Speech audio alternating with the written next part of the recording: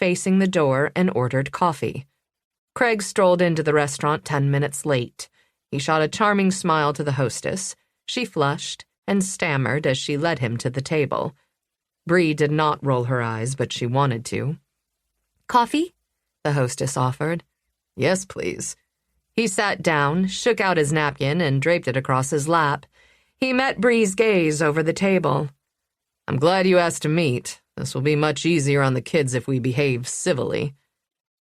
"I'm all about doing what's best for the kids." Out of the corner of her eye, Bree watched Matt leave the bar and walk out of the restaurant. Craig opened his menu. The waiter brought his coffee. "Are you ready to order?"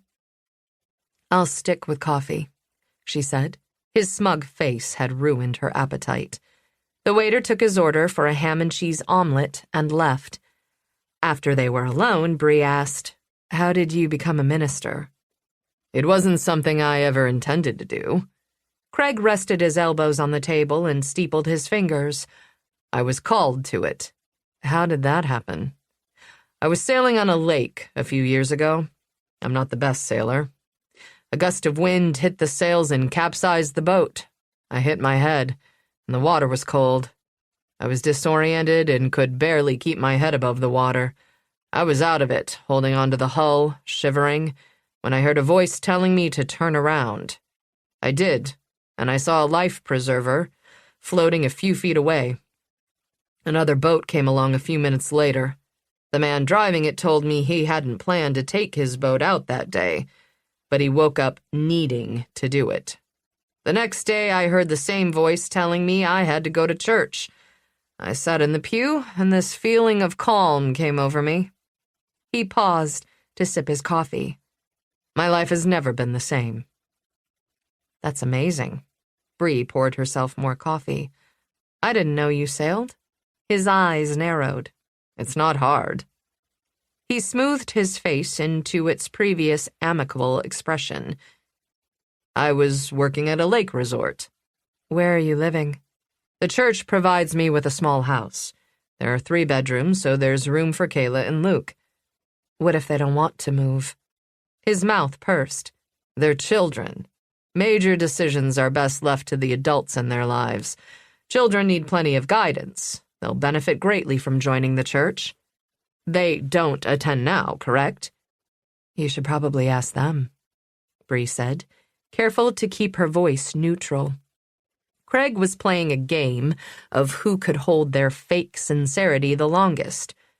Once, while interviewing a suspect, Bree had pretended to have a husband and 3 kids to get a man to confess to killing his wife and children. The interrogation had lasted 12 hours.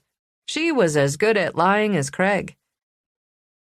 "Have you checked into the school system?" His eye twitched. "The schools are excellent." Liar. The thought of checking out the schools never occurred to him. "How are you going to ask the kids to live with you?" Bree asked. The waiter brought his breakfast, and Craig broke his omelet with his fork. "I won't be asking. I'll be telling them where they're going. I'm sure they'll be upset at first. I recognize that we don't know each other very well." "You're a complete stranger to Kayla." "Yes."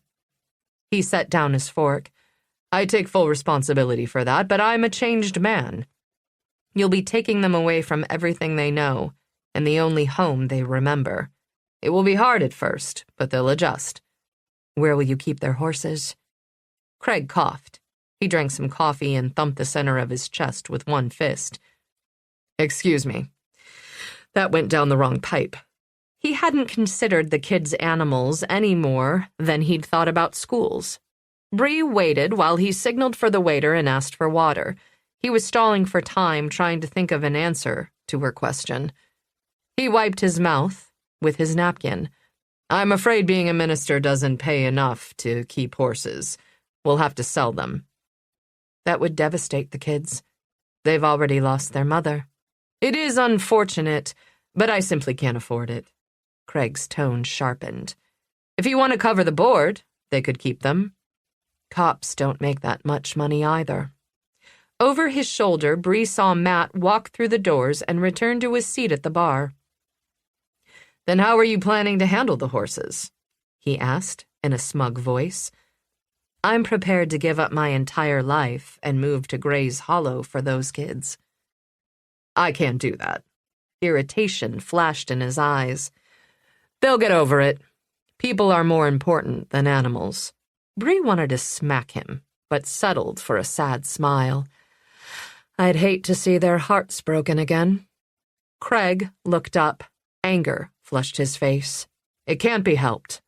Bree finished her coffee and pushed the cup away. She was done with this conversation. "Have you hired a lawyer?" "No. I assumed I wouldn't need one since you called for this meeting." "The only thing this meeting has done is convince me you are not fit to be a parent. You are too selfish. You'll never put those kids before your own needs." His face reddened, and his voice rose. "I don't know what you're up to." Now. Bree held up a hand to silence him. "What would your congregation think of their pastor losing his temper?" Other diners were staring as she tossed some cash and her napkin on the table and walked away. But she took no satisfaction from leaving him fuming. He would be a terrible parent. But he wanted those kids. How far would he go to get them? Chapter 25. Matt parked in the lot of Grace Community Church. He checked the GPS on the app on his phone, which was tracking Craig's car. Craig stopped at the YMCA. "He said he had a youth group commitment this afternoon," Bree said. "Hopefully he'll be gone for a while. We shouldn't need more than an hour." Matt lifted his phone. "I'll know if he leaves the YMCA." They'd given Craig a 15-minute start. Then they'd left Bree's car at the restaurant and headed south on I-87. Matt had called ahead and made an appointment with the church secretary. "We're Mr. and Mrs. Flynn. I'm Matt, and you're Barbara, and we're looking for a new church." Matt handed her a wedding ring. Bree slipped it onto her finger. "You thought of everything." "I try." "Should I ask where it came from?" "My sister loaned it to me. She's divorced. She said I could melt it down for scrap metal." Matt stepped out of the SUV. Bree met him on the sidewalk. "Ouch. Yeah." Bree stared up at the cross mounted on the front of the building. "Lying in a church feels so very wrong. But I have no doubt that Craig is scamming them in some way. Maybe we can figure out his game and prevent him from sucking the coffers dry." The church looked like a New England meeting house, a white clapboard square with a centered steeple. They went inside. The lobby smelled of lemon furniture polish and musty books. They followed a sign down a hallway to the church office in the back of the building. A mature woman typed on an ancient computer. Matt could hear it chugging and groaning from across the room. A nameplate on her desk read, "Mrs. Peterson." Matt knocked on the doorframe. "Mrs. Peterson?" She blinked at them over her glasses. "Yes, may I help you?" "We're the Flynns." Matt stepped aside so Bree could enter the office first. Mrs. Peterson stood and rounded the desk to meet them. "It's a pleasure to meet you." They shook hands. "Would you like to ask questions first or see the church?" Mrs. Peterson asked. "Can we do both?" Bree smiled. "Then we won't take up too much of your time." "Certainly." Mrs. Peterson beamed. She led the way out of the office into a large open space. "This is our community room. This is where we host coffee hour between services on Sunday. During the week, the space is used for everything from Bible study to youth group meetings." She opened a swinging door. "We have a full kitchen." They continued to the main hallway. Mrs. Peterson opened a set of double doors. "This is our sanctuary." Her voice rang with pride. Matt counted the white and dark wood pews and did a quick calculation. The church could seat 300 people. The congregation might not be the largest in town, but they had money. Bree pointed to the pulpit. "Tell me about your minister." "Reverend Vance is wonderful." Mrs. Peterson clapped her hands together prayer style. "You will love him. Everyone does. Has he been with the church for a long time? Matt asked. No, Reverend Vance just joined us last October. We lost our previous minister over the summer. Poor Reverend Hollis had a stroke. It was very sudden. He'd led our congregation for 22 years. We have an assistant pastor fresh out of the seminary, but he doesn't have enough life experience to lead the church.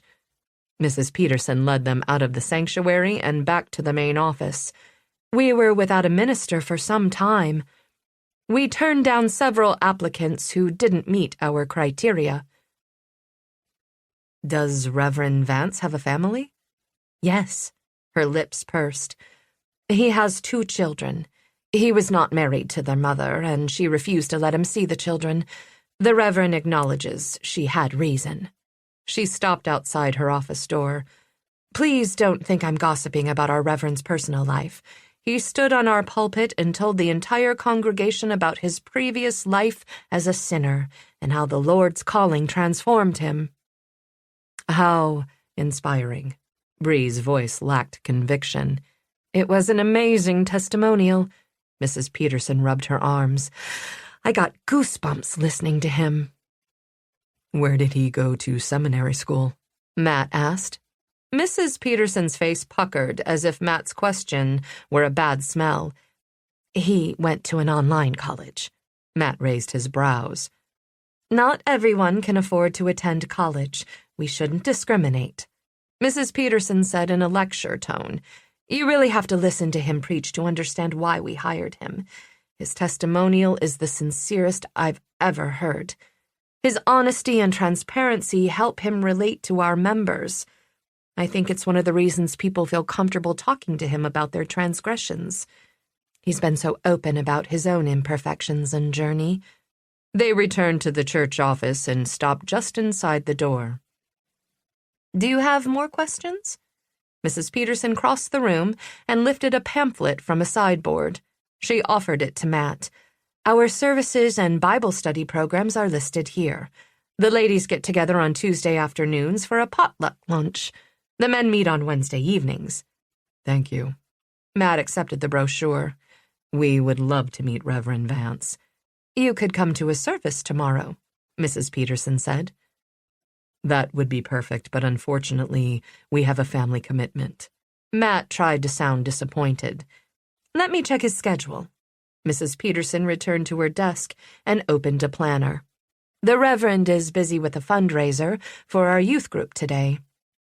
He's helping the kids raise money for their mission trip to rebuild a flooded community in South Carolina. Tomorrow is Sunday. He'll be here all day, of course. It doesn't sound like the Reverend has much time off, Bree said.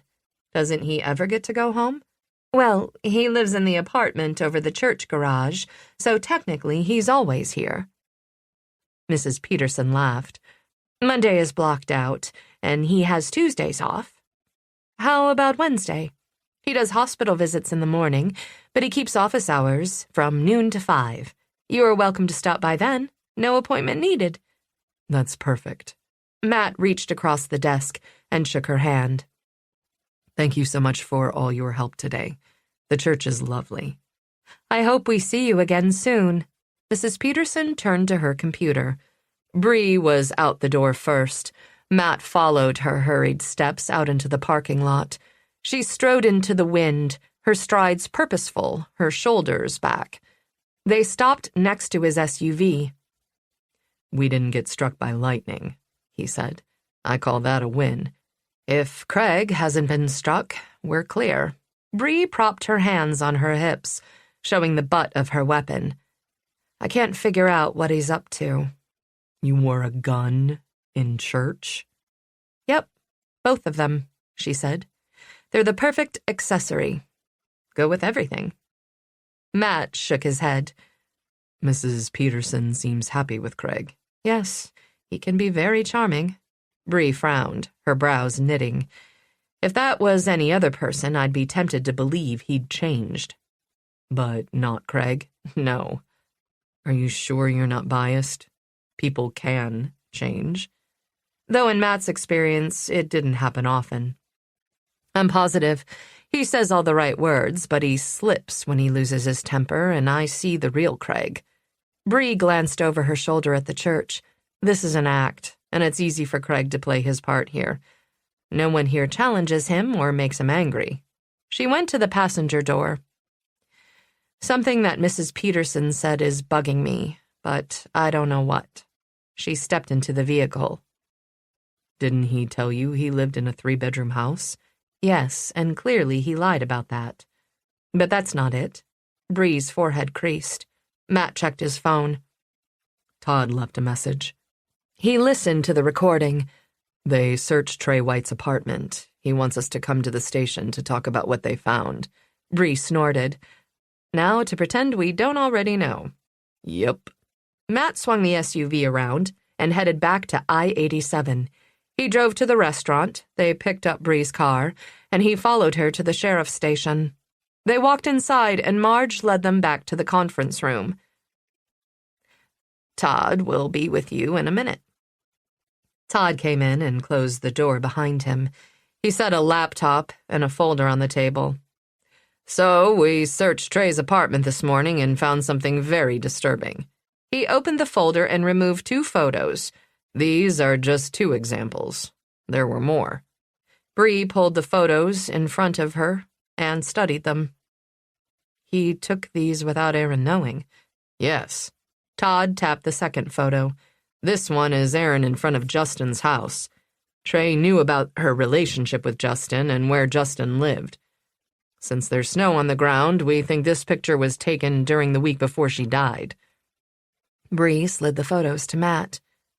Trey was stalking Aaron? Matt asked. Yes. Todd opened the laptop. I went to the jail this morning and questioned him about it. I have a copy of the interview. I thought you might want to see it. He turned the computer to face Bree and Matt, and then pressed play. A video on the screen began to roll. Trey and his lawyer sat on one side of the table. Trey was handcuffed to a ring set into the metal table. Across from him, Todd recited the names of the 3 people in the room for the record. Then he read Trey his Miranda rights, and Trey signed a form acknowledging he understood those rights. With the opening legalities out of the way, Todd pulled a photo album from an accordion file on the table. Matt recognized the album he and Bree had seen the previous night at Trey's apartment. Todd spun it around and opened it so that Trey could see the pictures. We found these in your apartment, Trey. Tears brimmed from Trey's eyes and ran down his face. She was so fucking beautiful. Did you take these photos? Todd asked. Trey leaned forward and wiped his face on the sleeve of his orange shirt. He was quiet for a minute, staring at the first picture. Yeah? Why? Todd turned the page. Trey's eyes were riveted on the next picture. I loved her. So you followed her around town? Yeah. Trey sighed, a long sound full of desolation. A woman like her would never go out with a dude like me, but I wanted to be close to her. Todd turned to the next page. Trey leaned forward. Matt was impressed. So far, Todd was engaging the suspect. Todd rested his forearms on the table. What else did you do besides follow her and take her picture without her knowledge or consent? Trey flinched and shifted back. What do you mean? Well, you violated her privacy, and you have a record for being a peeping Tom. What else did you do to Aaron? Nothing. Trey's face paled. Easy. You're losing him, Matt thought. An interviewer had to know when to pressure a suspect and when to ease off. Todd turned to the photo of Aaron in front of Justin's house. Do you know who lives here? Trey's shoulders slumped. Her boyfriend. Did you know him? Todd asked. Trey shook his head. Todd leaned over his hands, getting into Trey's space. Did you ever see them together? Trey looked away from the picture. Maybe. When and where? Todd asked. Trey's shoulders hitched. They had a fight in front of the salon where she worked. Did you hear their fight? No. I was across the parking lot in the store. Trey's fingers closed into fists. but he was yelling at her and she was upset. He looked up, his eyes bright. He had no right to treat her like that. You didn't know that he was her husband? Trey's eyes darted to Todd's. That had surprised him. No. Yes, they were separated but trying to work it out. He didn't deserve her. Trey frowned at the photo, the muscles in his face tight. When did you take this picture? Todd pointed to it. Last Friday night? I was worried about her. I thought he might come back when she got off work, so I followed her. Trey's eyes snapped up. Just to make sure she got home safe. But she didn't go home. Trey's gaze stayed on the image of Aaron in front of Justin's house. No, she went to his place. His voice deepened, and Matt heard a hint of a new emotion, something deeper than anger. Jealousy? Betrayal? Maybe both. Why do you think she did that? Todd prompted. She had sex with him. Trey's voice went cold. How do you know? I saw them through the window. Trey sounded robotic now. His attention wasn't on Todd, but within himself. Was he seeing Aaron and Justin all over again in his mind?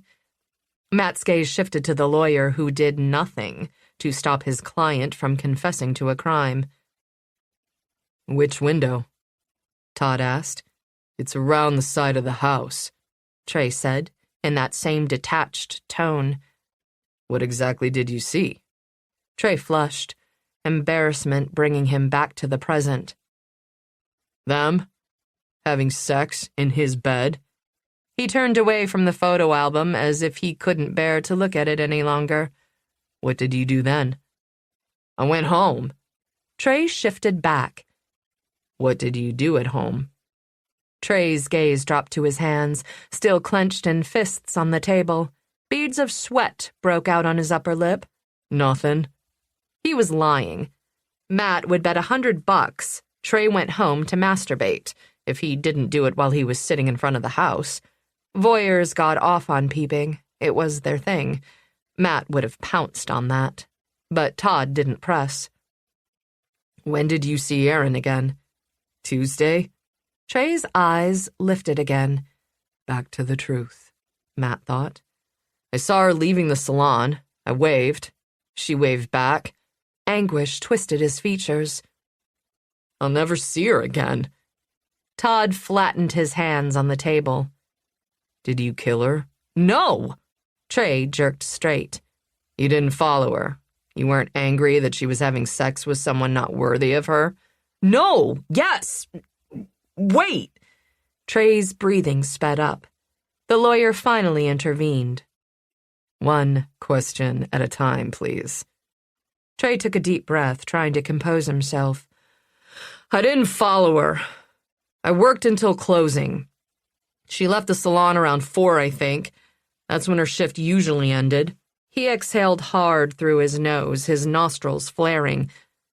But yeah, I was angry that she would waste her time with a man like him. She deserved so much more. She deserved you, right? Todd asked. Trey shook his head, the motion slow and purposeful and full of denial. No. Todd pressed his point. Are you sure you didn't leave work for a while Tuesday evening? It wouldn't have taken long. The store was empty. The surveillance cameras didn't work. No one would know. You could have driven to her husband's house and shot her. No, Trey insisted. I would never have hurt Aaron. But you would have shot her husband. I didn't say that. Trey's face was bright red. The lawyer put a hand on Trey's arm. Do you have a question, Chief Deputy? Or are you just going to keep theorizing? Todd shifted his weight back. Was it an accident, Trey? Did you go there to shoot Aaron's husband? Did she surprise you or get in the way? No! Trey yelled. Stop! I didn't shoot anybody. I don't even have a gun. He bent forward and rested his forehead on the table. Todd tapped a finger on his file. He clearly didn't know what to do with the interview now. But then, Trey was done. He'd shut down. The interview ended. Todd closed the computer. He wouldn't answer any more questions, but as you can see, he's a definite suspect. He was stalking Erin. He was angry that she was sleeping with Justin. Maybe he went into the house to shoot Justin and Erin got in the way. It's possible, Bree said, but her voice was hesitant. Todd frowned. Matt, what do you think? I don't know, Matt said. There were a few times he was definitely lying, but he never wavered on where he was and what he was doing Tuesday night. Where do you stand on forensics reports and DNA tests from Justin's house? Bree asked. DNA won't be in for weeks, Todd said, but I should have more from forensics soon. She frowned. Some physical evidence proving Trey was inside Justin's house might help you break him, if he's guilty. Todd nodded. But he did confess to peeping through their window. That's not enough, Bree said. No, Todd agreed. I have other news. The blood on the dashboard of Erin's truck was her type, O positive. The blood in the back seat matches Justin's type, A positive. These tests aren't conclusive like DNA. We can't say for certain that the blood is theirs, but we know it came from two different people. And this information suggests that Justin is hurt. Matt's gut soured at the thought of his friend injured and bleeding. Yes, Todd continued. Also, I talked to Jack Halo. He denied harassing any of his staff and was offended at the suggestions. But he provided an alibi for Tuesday evening. He was in his office. The receptionist confirmed that he didn't leave until the salon closed at 9. Bree frowned. Did anyone see him between 7:30 and 8:30? Todd shook his head. He said he was alone working on renovation designs. Matt thought about the layout of the salon. Does the salon have cameras covering the back of the building? Yes, the cameras face the exits on the outside, Todd said. But they're only activated when the alarm system is set for the night. They're not turned on during salon operating hours. The salon has a staircase on either side of the building at the back. Jack could have left through one of those doors and returned without the receptionist seeing him. Wouldn't that be risky? Todd asked. The salon was full of people every time I've been there. Maybe risky, but possible, Matt said. When we talked to Jack, I took the side stairs without running into a single person, and the salon was busy. Have either of you found anything? Todd asked, his eyes shifting back and forth between Bree and Matt. We've been digging into Craig Vance's background, but we haven't found anything incriminating, Matt said vaguely. We'll let you know if something pans out. He had nothing else to add. He and Bree had met with a drug dealer, illegally searched Trey's apartment, and planted an illegal GPS device on Craig's car. All things Todd didn't need to know about, unless those activities yielded a significant break in the case. I've been reviewing my sister's papers and planning her funeral, Bree said. Todd said, I'll let you know if anything interesting comes in from forensics. Thank you. Bree stood. I appreciate you keeping us updated on the investigation. Matt and Bree left the station. Outside, Bree turned her face to the sun.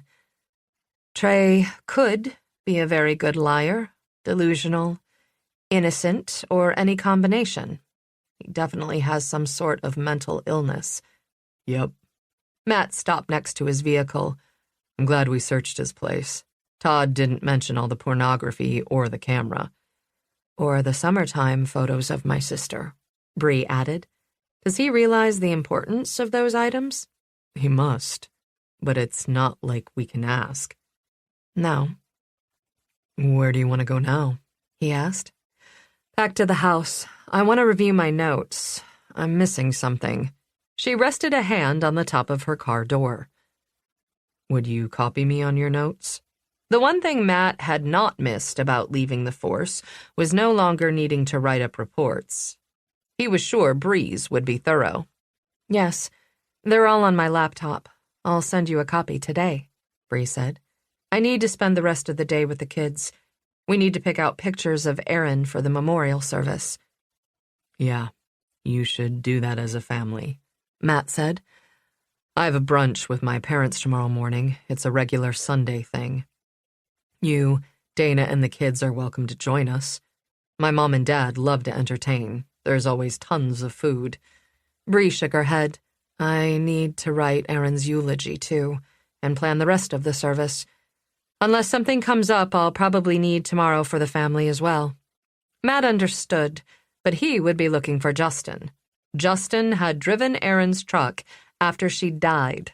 He'd literally had her blood on his hands, but he'd also bled all over the rear seat. He was injured and had lost a significant amount of blood. Matt had to find him, and fast. Chapter 26. Late that afternoon, Bree leaned back on the sofa and stared at the photo collage. Is that enough pictures? Nodding, Kayla looked away from the poster board and wiped a hand under her nose. It's good, Luke said in a heavy voice. I'm going to my room. Luke's eyes were red-rimmed, and both kids looked as exhausted as Bree felt. Luke disappeared up the stairs. Can I go help Dana with the bread now? Kayla sat cross-legged on the floor at Bree's feet. I'm sure she'd love that. Bree's brain hurt, and her eyes were sore. They'd spent the last 3 hours going through pictures of Aaron and the kids, and crying. There had been plenty of tears all around. Sadness weighted Bree's chest like a lead pullover. She needed to write a eulogy, but couldn't get past 3 words without choking up. She tried to get Adam to come over and help, but he refused. He said he trusted them, and he was working on a project, something special he wanted to finish before the funeral. Bree had given up. If she managed to drag him out of his studio, he'd be too distracted to participate anyway. Kayla stood and looked back at the collage, her eyes full of tears and sorrow. Can we keep it after? If that's what you want. Bree got up to stand next to her. She wrapped an arm around the little girl. We'll bring it back here. Good, she sniffed. I don't want to forget what Mommy looks like. Bree sucked in a hard breath. Her heart aching, she crouched down to the child's level and took her gently by the shoulders. We will never forget your Mommy. I promise. With a quick nod, Kayla ducked out from under Bree's arm and ran to the kitchen. The afternoon had been hard. They all needed a break. But building the collage had been cathartic. Bree turned to scan the photos. So many good moments captured. Should she be focused on those instead of searching for Aaron's killer? She couldn't. She'd promised to take care of her little sister, and she'd failed. The least she could do was give her justice. After her killer was caught, Bree could move on. She walked to the office and sat in her sister's chair.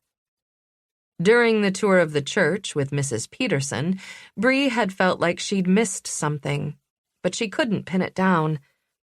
Given time, her brain would sort it out. Sometimes her best solutions came to her while she wasn't thinking about the problem. She opened her laptop and typed up her notes from the interview. Then she unlocked the bottom drawer of the desk and pulled out Aaron's call logs and financial statements and began to review them. An hour later, her head ached and she was still clueless. She pulled the phone log back to the front of the pile. Did Aaron receive a call from the prepaid cell the day she died? Bree skimmed the numbers with her finger, but it wasn't the prepaid number that stopped her. She didn't see any calls to or from that cell on that day. Aaron had received a call at 6 o'clock that evening. The number looked familiar. Bree checked the list of Aaron's known contacts. The call had been from Steph. Bree flipped back to her notes on their interview with Aaron's best friend. Steph had said she last talked to Aaron when she left work around 4, but that couldn't be true. Bree called Steph's number, but the call went to voicemail and she left a message. Maybe there was a simple explanation, something so trivial she'd forgotten. But that didn't feel right. Nothing was trivial on the day someone was murdered. Did Steph lie? She was Aaron's best friend. They'd worked together for years. Steph had been crying and nauseated when Bree and Matt had questioned her, and her husband had been with her. Maybe all those factors had thrown her off. Bree drummed her fingers on the blotter. Steph had no reason to lie to Bree. Enough. Your brain is mush. The afternoon funeral planning had drained her. She returned the papers to the drawer, locked it, and followed the smells of food to the kitchen, where dinner was ready. Dana's chicken parm and focaccia bread was a huge hit. Luke ate 2 helpings in 15 minutes. After dinner, they watched a family movie. Then Bree put Kayla to bed. She locked her guns in her biometric handgun safe with a fingerprint reader for quick access. She slid it under the bed next to Aaron's rifle safe. But if she was going to stay here, she'd have to find a more convenient location. She opened the drawer of the nightstand. Her safe would fit, but she'd have to clear out her sister's books. She glanced around the rest of the room. Regardless of whether she moved in here with the kids or they went to live with Craig, Aaron's belongings would need to be sorted. Kayla and Luke would want some of their mom's things, and so would Bree. Maybe she could donate the rest. The thought depressed her. Exhausted, Bree took a long, hot shower and dressed in flannel pajamas and a sweatshirt. Vader appeared out of nowhere, kneaded himself into a comfortable spot in the exact center of the bed, and stretched out. Bree lay next to him and stroked his side. He purred.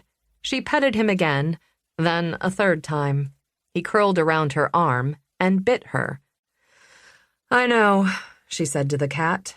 "I'm only allowed to pet your belly twice. I don't know what I was thinking."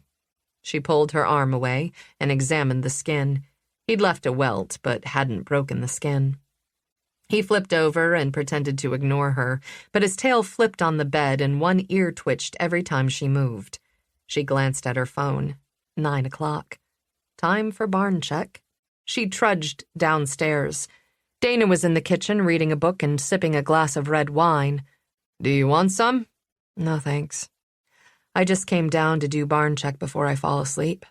Bree stepped her bare feet into a pair of boots, grabbed a coat, and went outside. The day had been warmer and the snow had begun to melt, leaving the grass spongy. If the thaw continued, the horses could be turned out into the pasture. Bree made a mental note to fix the fence she'd landed on when chasing the intruder a few nights back. She checked blankets and water buckets. Riot pawed at his straw. She stopped and rubbed his forehead, but instead of relaxing, the horse bobbed his head. "What's wrong, boy? I know you've been cooped up, but it's been too icy to let you out. You don't want to break a leg. Another day or 2 above freezing and the pasture will be safe." The horse kicked his door. A boot scraped, and Bree whirled around. Craig walked into the barn and stopped just inside the door. He pulled his hands from the pockets of his blue parka.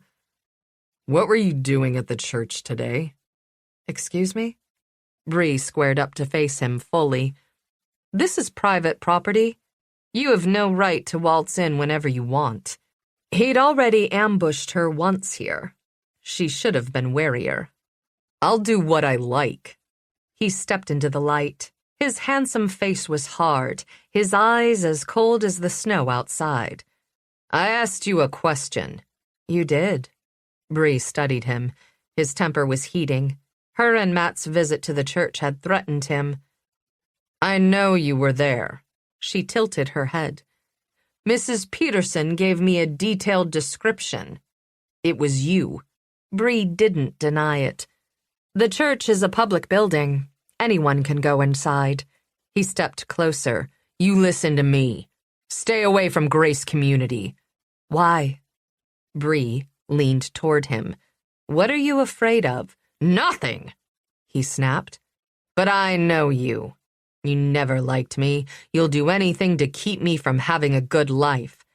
"Craig, I could care less about you." Bree sized him up. He still had no control over his temper. Could he be goaded into saying more than he wanted? You said the church provided you with a 3-bedroom house, but you live in an apartment over the church's garage. You realize each of the kids needs their own room, right? That's because I'm a bachelor. They provide housing according to need. As soon as I get custody, I'll get an increased housing allowance and a larger residence. Craig's straight white teeth flashed as he nearly snarled.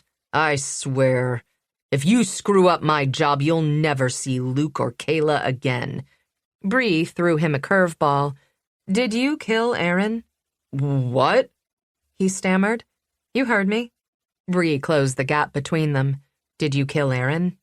No. His head drew back. What would make you think that? Because I know you. He lifted his chin, taking fake offense. I'm not the same man I was back then. You came here to threaten me, so I'd say you're exactly the same. Red flushed his cheeks. He raised a hand and stabbed a finger at her face. Stay away from the church. Or what? You'll be sorry. Are you threatening me again? Bree asked. She wished she had her cell phone so she could record this conversation, but she'd left it in the house. Yes. Craig scanned her from head to toe. Her coat was open and she was wearing her pajamas. He stepped closer until she could smell the stale coffee on his breath. You're not wearing your weapon. Do I need a weapon? Bree asked. Maybe you should learn to be nice. Aren't you afraid of being alone with a man you've antagonized? You? Bree snorted. Nope. He frowned, his gaze and confidence wavering. He gritted his teeth, visibly firming his resolve. Maybe you should be. Bree would have no trouble introducing Craig to the ground, but maybe it would be even better to let him hit her. Then she could file a complaint and have him charged with assault. Are you going to hit me like you hit Aaron? His lip curled. Bree expected him to deny it, but he didn't. You know what I like best about my job? He asked. I get to tell women they are required to obey their husbands. Good wives know their place. How did that work with Aaron? Oh, wait, you were never married. You need someone to teach you respect. Fresh anger narrowed his eyes. His hand at his side curled into a fist, and his weight shifted. The movement was subtle, but Bree had been reading suspect's body language for 13 years. She was 90% certain Craig was going to take a swing at her. Bree transferred her weight to the balls of her feet. Hey, pretty boy, Dana called from the doorway. Were you invited here? Craig spun around. Who are you? Someone who isn't going to take your crap, Dana answered. Not that Bree would either. Bree's feelings at Dana's interruption were mixed. On the one hand, Dana might have heard some of their conversation and could possibly testify that he'd threatened Bree. On the other, Craig wouldn't hit Bree with a witness present. Craig took a step toward Dana. Look, bitch, we're in the middle of a private conversation. Overconfident much? Dana had been a street cop and a detective for decades. She'd worked her way up in the department before it was normal to see a woman rising in the ranks. Bree and her generation owed their smoother career paths to women like Dana. She could certainly handle the likes of Craig. Such language for a minister. Dana pulled her Glock from its holster and pointed it at Craig's face. Leave. Now. You are trespassing. I'd hate to mess up all that pretty hair with a great big hole. Looking down the barrel of the gun, Craig's face went white. He backed up, raising his hands. You can't shoot me. You already threatened Bree. You're on private property. If I feel threatened, I am within my rights to defend myself. That would never hold up in court. Craig took a step back. It would be your word against mine, and I'm a minister. That's funny. You think you'd be alive to go to court. Dana sighed. If I shoot you, the only person you'll be giving testimony to is St. Peter at the pearly gates, and I don't think he's going to fall for your bullshit. She moved sideways and inclined her head toward the exit. "Don't let the door hit you in the ass on the way out." "This is outrageous," Craig huffed. He sidled sideways, not turning his back on them until he was outside. Then Bree heard his steps quicken until he was running. She moved to the door and watched him. Like on his previous visit, his car was parked halfway down the driveway. She didn't take her eyes off his vehicle until the taillights disappeared down the dark road. "I want to add motion detectors on the driveway and security in the barn to the new alarm system. I'll call the alarm company tomorrow." "Are you okay?" Dana asked. "I know you could have kicked his ass, but you shouldn't have to. You have enough on your plate." "Actually, I was going to let him hit me and file assault charges." Bree shrugged. "But I'm glad you stepped in. I don't know how that would have played out in a custody battle. It would have been his word against mine, and he can be very convincing." Dana holstered her weapon and slung an arm around Bree's shoulder. "In any case, I'm glad I saw him from the kitchen window and saved you a black eye. Nah, he would have hit me somewhere it wouldn't leave a mark." "Did you really hear him threaten me?" "I heard him say you'd be sorry and that someone needed to teach you respect," Dana said, but not the part where he said if I showed up at church I'd never see the kids again. "No, sorry." They closed up the barn. As they walked up the back lawn, Bree summed up her conversation with Craig. Could Craig's motivation to take the kids be the increased housing allowance he'd get? If you add that to the Social Security survivor's benefit he'd receive, those kids could increase his income considerably. "I don't think ministers make big bucks, unless they're the owners of a megachurch," Dana said. "They're not supposed to be in business for the money. But yes, I think that could be adequate motivation." In the kitchen, Bree shed her boots and coat. "A theory isn't proof, and it's all I have." Dana toed off her shoes. No longer ready for sleep, Bree paced. Dana picked up her wine glass and set it in the sink. "I'll make tea." "I'm getting my notes." Bree went to the office, unlocked the drawer, and grabbed her files. Back at the kitchen table, she began sorting her notes. "I need to review everything. I'm missing something." "We'll do it together. Pass some to me."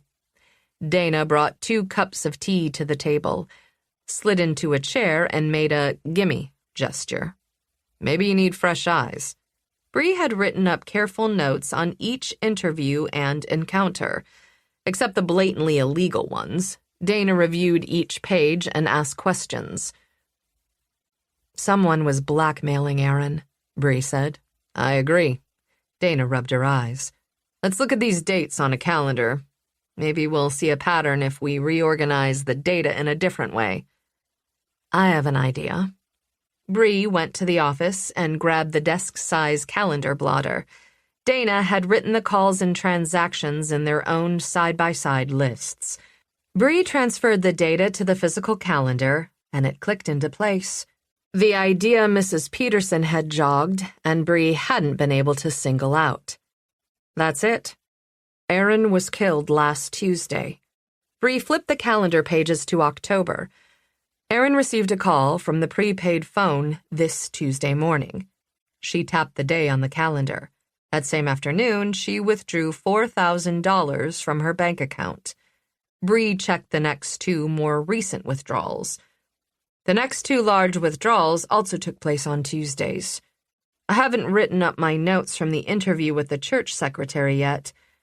But guess whose day off is Tuesday? Dana sat back. Craig? Bingo.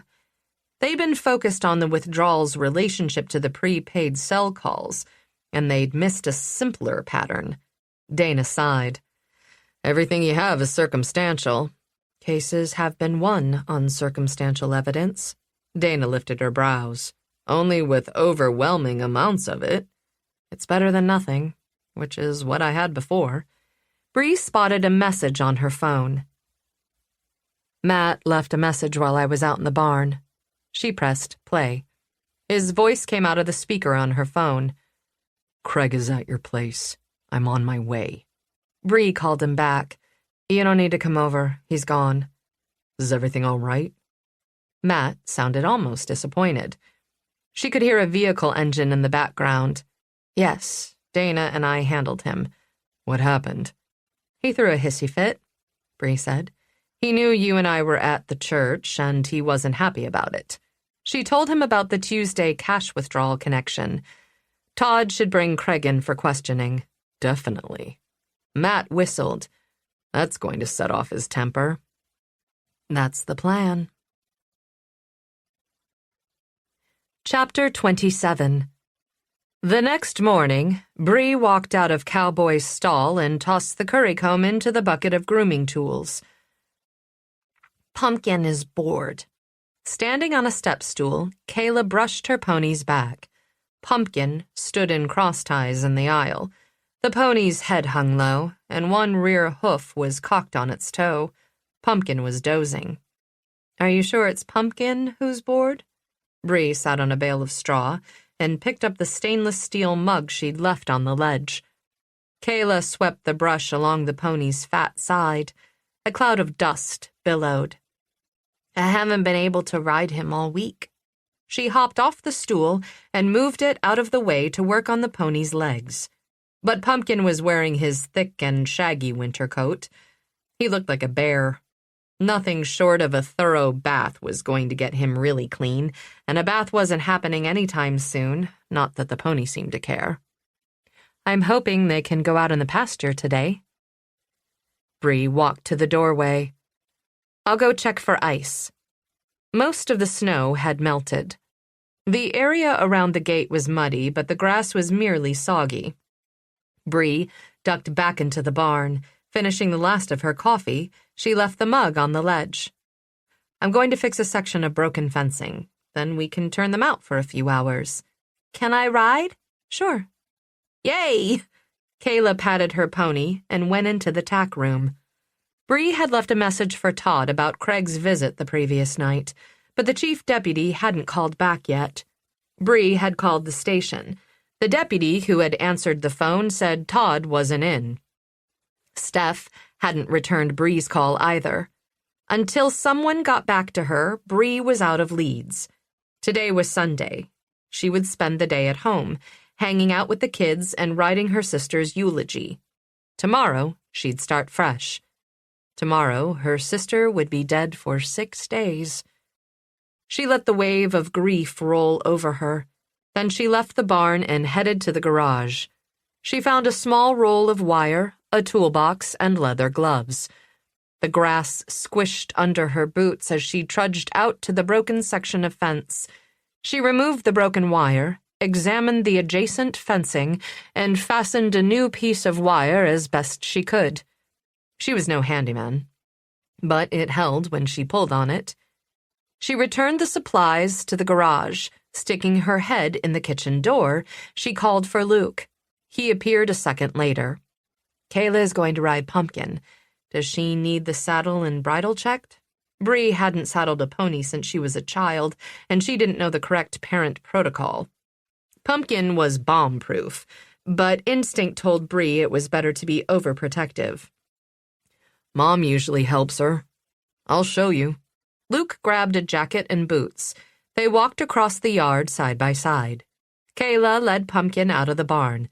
The fat pony wore an English saddle and bridle. Kayla wore a hard hat.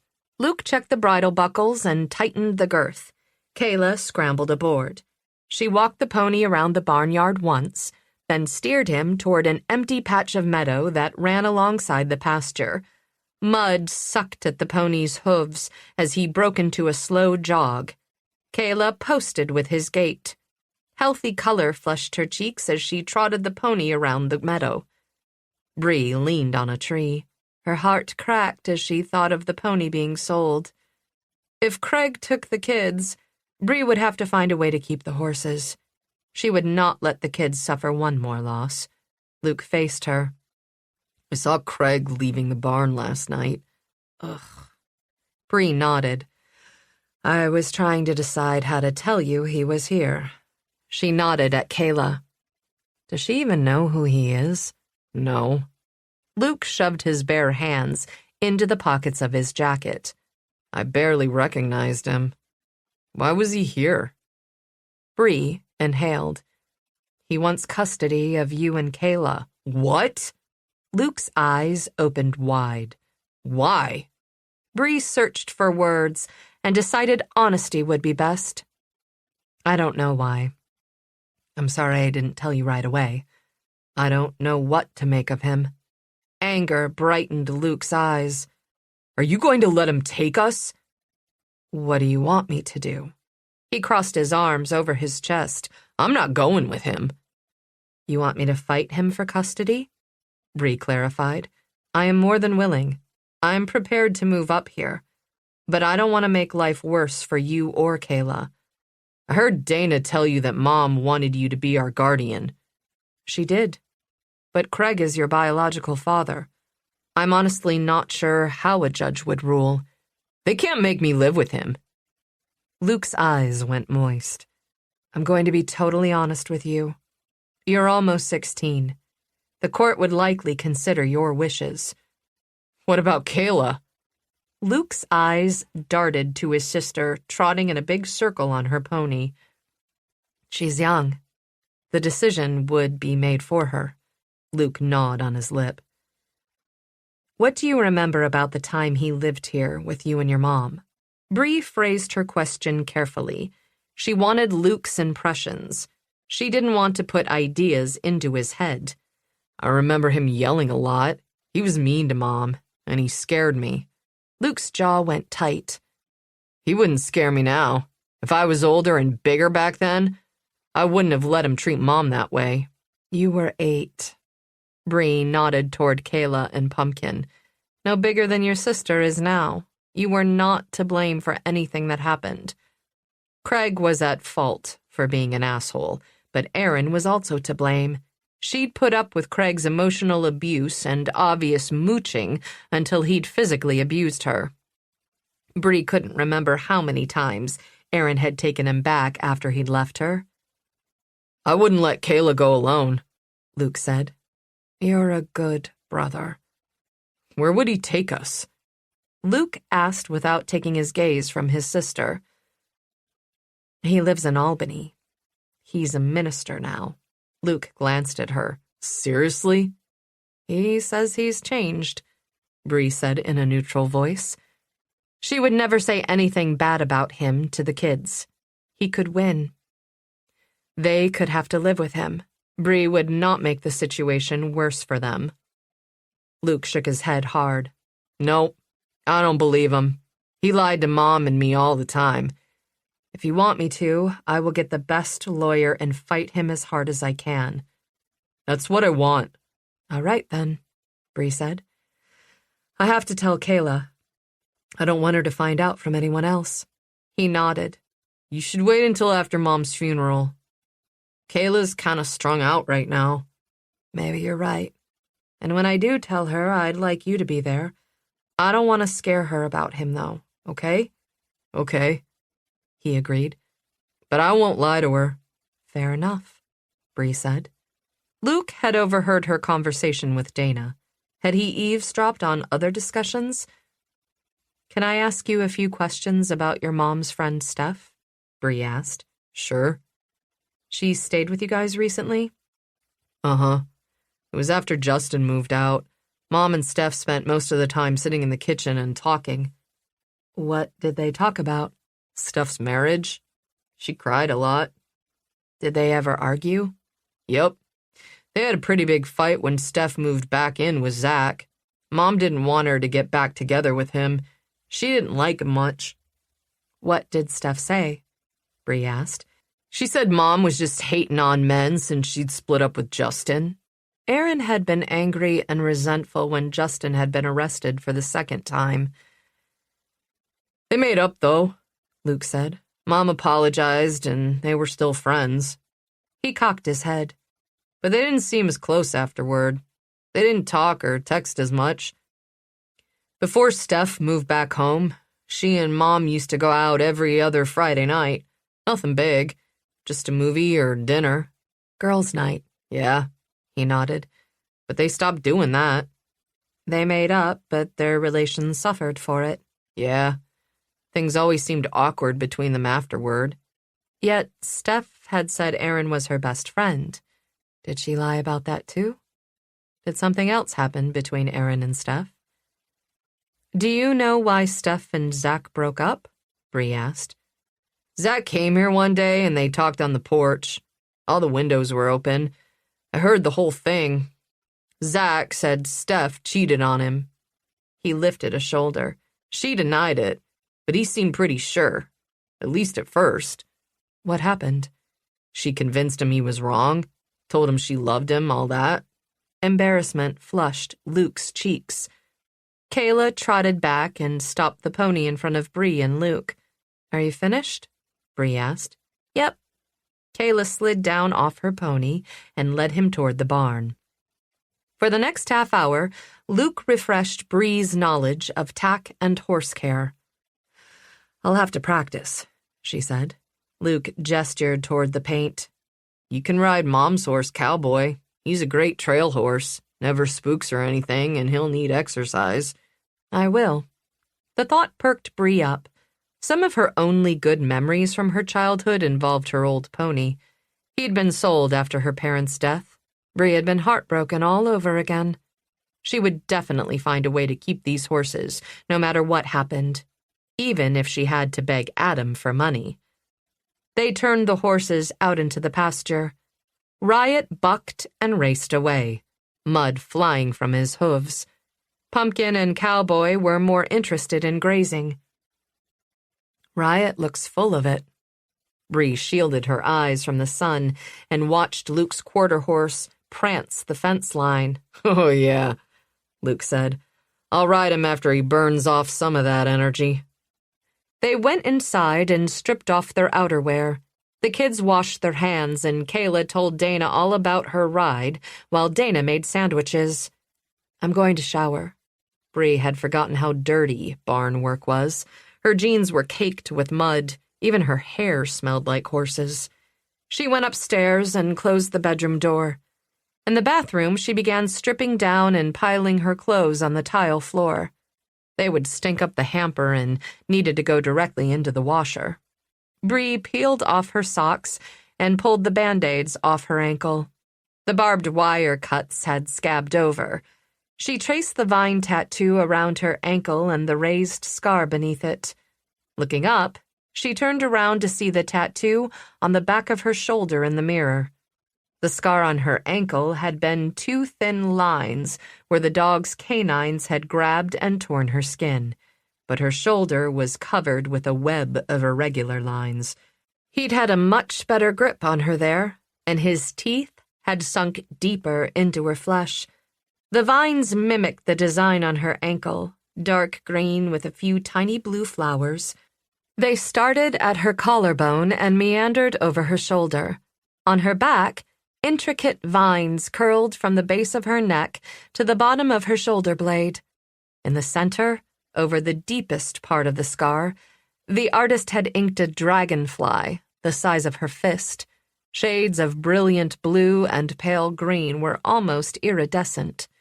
It had taken 6 months to complete. She remembered the day it had been finished, when the reminder of her childhood tragedy had been completely covered, like a mural painted over graffiti. She'd taken an ugly reminder of her past and turned it into something beautiful. She'd felt like she finally owned her past. But now, her sister's death brought every ugly detail back. Her parents' volatile relationship, her father's final and ultimate betrayal. He'd had the last word. But Aaron's marriage hadn't been like that. Justin had never been violent. But someone had killed her sister. Had Bree been completely wrong about Steph? Had she fooled Bree with her bestie act? Bree's father had been a chameleon, able to change his personality to suit his social surroundings. Could Steph also have that ability? Was she manipulative? Bree rubbed her temples with her forefinger and thumb. The idea forming in her head was creating an ache behind her eyes. She didn't want to think about Steph lying to Aaron, to her husband, and to Bree. The intruder Bree had chased out of Aaron's house had been male. Maybe he wasn't the same person who killed Aaron. The fact remained that Steph had told Bree she'd last seen Aaron as Aaron had left work at 4 o'clock on Tuesday. Yet she'd called Aaron at 6. Had she forgotten? Or had she lied to Bree? Bree turned on the shower and dialed the temperature to hot. She stepped under the spray and let the water run over her, washing the dirt away. Aaron and Steph had been best friends at one time. They'd confided in each other. Maybe Aaron had known something about Steph, a deep, dark secret Steph wanted to keep. If Steph had cheated on her husband, Aaron could have been the only person who knew the truth. Maybe Steph's marriage depended on Aaron's silence. When Bree was clean, she turned off the water and dried off. She wrapped the towel around her body, tucking the end over her breasts, and stepped out of the shower. She reached for her phone. Bree needed to interview her without her husband. There was no way that Steph would admit having an affair with Zach at her side. But how could she get her alone? Then, Bree had an idea. The salon was open from noon to 5 on Sundays. She called Halo. "Halo Salon and Spa, may I help you?" the receptionist said. "I'd like to make an appointment for a haircut with Stephanie Wallace. When do you want to come in?" "As soon as possible," Bree said. "Steph is off today. Let me look at tomorrow." "You're in luck. She had a cancellation at 4 o'clock. Would that work for you?" "That's perfect," Bree said. She'd just guaranteed an hour with Steph. A busy salon wasn't the best option for an interview, but at least Zach wouldn't be there and Steph would be unable to avoid Bree's questions. Bree used a hand towel to wipe the steam from the mirror. Her reflection was blurry, but she could see the bags under her eyes very clearly. Her eyes were slightly bloodshot and red around the edges. Grief left marks. Craig could have killed Aaron, or he could simply be taking advantage of the opportunity her death presented. As much as Bree didn't want to admit it, Steph was now on her suspect list. After all, killing someone was the only way to make sure they took a secret to their grave. Chapter 28. Monday morning, the sun peered through the blinds in Matt's kitchen. He drank coffee and scrolled through the testimonials on a religious website. The day before, he'd had brunch at his parents' house, worked with his sister's rescue dogs, and then spent the rest of the day reviewing Bree's detailed notes. He'd been researching Craig and his church online. He clicked on About Us in the menu and Craig's bio, which included both his education and a summary of his testimonial. Then Matt wondered how hard it was to become a minister. He drank more coffee and began researching the online college where Craig had received his ministry certificate. The program looked light, but he didn't see anything that suggested the institution was illegitimate. Still, Craig didn't seem to have the experience Matt would have expected. The church secretary had insisted that Craig's testimonial had been the key. Matt Googled Christian testimonials and received pages and pages of websites devoted to them. There were too many to read each one. He went back to the search engine and added key words from Craig's story. Boom. The first search result was a testimonial dated 10 years before. I took my sailboat out on the lake. It was a beautiful fall day. The sun was out and the leaves were turning, but a sudden gust of wind hit the sails and capsized the boat. As the boat went over, the boom swung around and hit me on the head. I got dumped into the lake. The water was freezing. I was confused and my vision was blurry. I couldn't swim. I was barely able to hold on to the hull when I heard a voice telling me to turn around. There was a life preserver floating a few feet away. A few minutes later, a small boat came along. The man told me he woke up, needing to take his boat out on the lake. The next day when I woke up, I heard the same voice that directed me to the life preserver telling me to go to church. As soon as I entered the sanctuary, I was floored by a feeling of peace. My life has never been the same. He switched computer windows and returned to Craig's story. It was nearly identical. But the story from 10 years before had been written by a man named Brandon Smith. 10 years ago, when he'd posted his testimonial online, Brandon had been a 50-year-old reformed alcoholic living in Idaho. Craig had stolen his testimonial, almost word for word. What a scumbag, Matt said to Brody. The dog barely flicked an ear. Matt picked up his phone and called Bree. When she answered the phone, he said, Craig plagiarized his testimonial. He read the online story to her. That is not a surprise, Bree snorted. The temper tantrum he threw here Saturday night told me he was very nervous about us talking to anyone at the church. He's getting by on his charisma, but the church isn't going to overlook lying. How was your Sunday? He asked. I added Steph to the suspect list. Bree explained her reasoning behind her theory that Aaron might have been the only person who knew that Steph had cheated on her husband.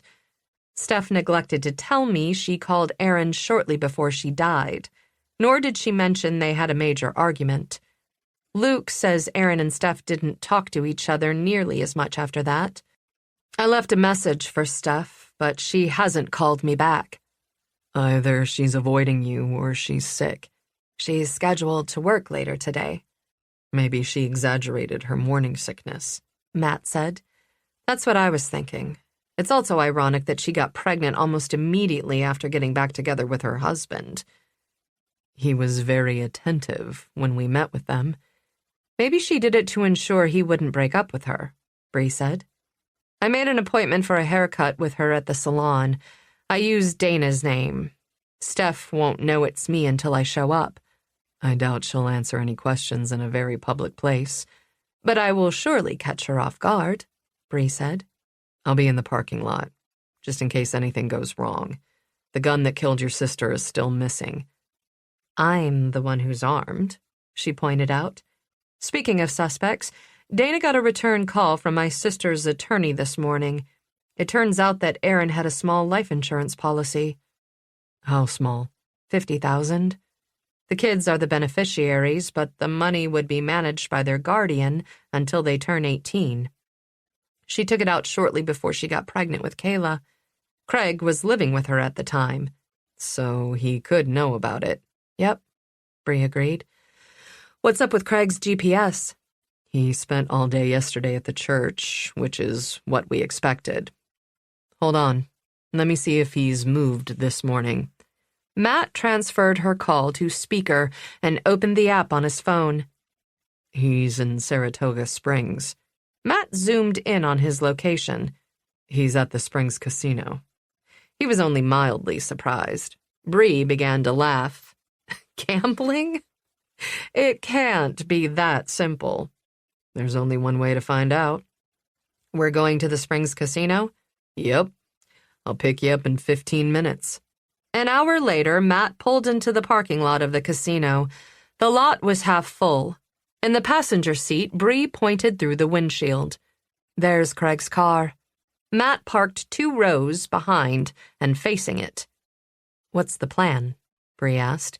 You stay out of sight, Matt said. He'll spot you in a second. I'll go inside and see if I can find him. You let me know if he leaves the building. I don't love it, but okay. She hunkered down in the seat. Matt slid out of the SUV and went inside. He toured the casino but didn't spot Craig on the gaming floor. He went down a wide staircase to the lower clubhouse, where simulcast racing was broadcast on rows of monitors. People read and made notes in their racing forms. Gamblers lined up at windows placing bets, including Craig, who was next up at the window. Matt checked the time. The simulcast of horse racing began at noon. He grabbed a racing form. Leaning against the wall, he pulled out his phone and pretended to be sending a message. Instead, he videoed Craig placing bets. Craig left the window and found a place in front of a monitor. His posture was tense. He tucked the folded racing form under one arm and crossed his arms. On the screen, the horses burst from the gate. The animals raced through the first turn and down the backstretch as a unit until 3 animals broke out of the pack at the top of the home stretch. Craig's hand closed into a fist. Halfway to the finish line, 1 horse dropped off, spent. Craig's hands flew in the air, the heels hitting his forehead, his features locked in a shocked grimace. He'd lost. The next race began. Seconds after the bell rang and the horses charged from the gate, Craig's shoulders slumped. And Matt had to conclude that the horse he'd bet on was at the back of the pack. The third race didn't go well for him either. Matt texted Bree, "Betting on the horses and sucks at it." Bree sent him back a thumbs-up emoji. Craig placed a few more bets and seemed to win one. Overall, though, Craig was going home a loser. He headed for the exit, his posture defeated. Matt texted, "He's coming out." Bree's response came back immediately, "Okay." Craig left the building. He headed across the parking lot, his head bent over his phone. 2 rows from his car, he looked up, saw Bree, and stumbled. She was leaning on his vehicle. "Hello, Craig." "What are you doing here?" Craig recovered his stride, but he was sweating despite the temperature hovering around 40 degrees. Her presence at the casino had shaken him. Matt circled around so he could see them both in profile and hear their conversation, but he hung back about 10 feet. Craig didn't seem to notice him. He was too focused on Bree. She lifted her cell phone and snapped a picture of Craig. "Great shot with the casino sign in the background." Craig lunged for the phone. She sidestepped, keeping the phone out of his reach. She extended 1 finger at him. "Do not put your hands on me. You won't like what happens." He stared at the phone, his eyes narrowing. A vein in his neck throbbed. "That's an invasion of my privacy." "Legally, there is no expectation of privacy in a public place," Bree said. "There are cameras all around us. That casino is full of them.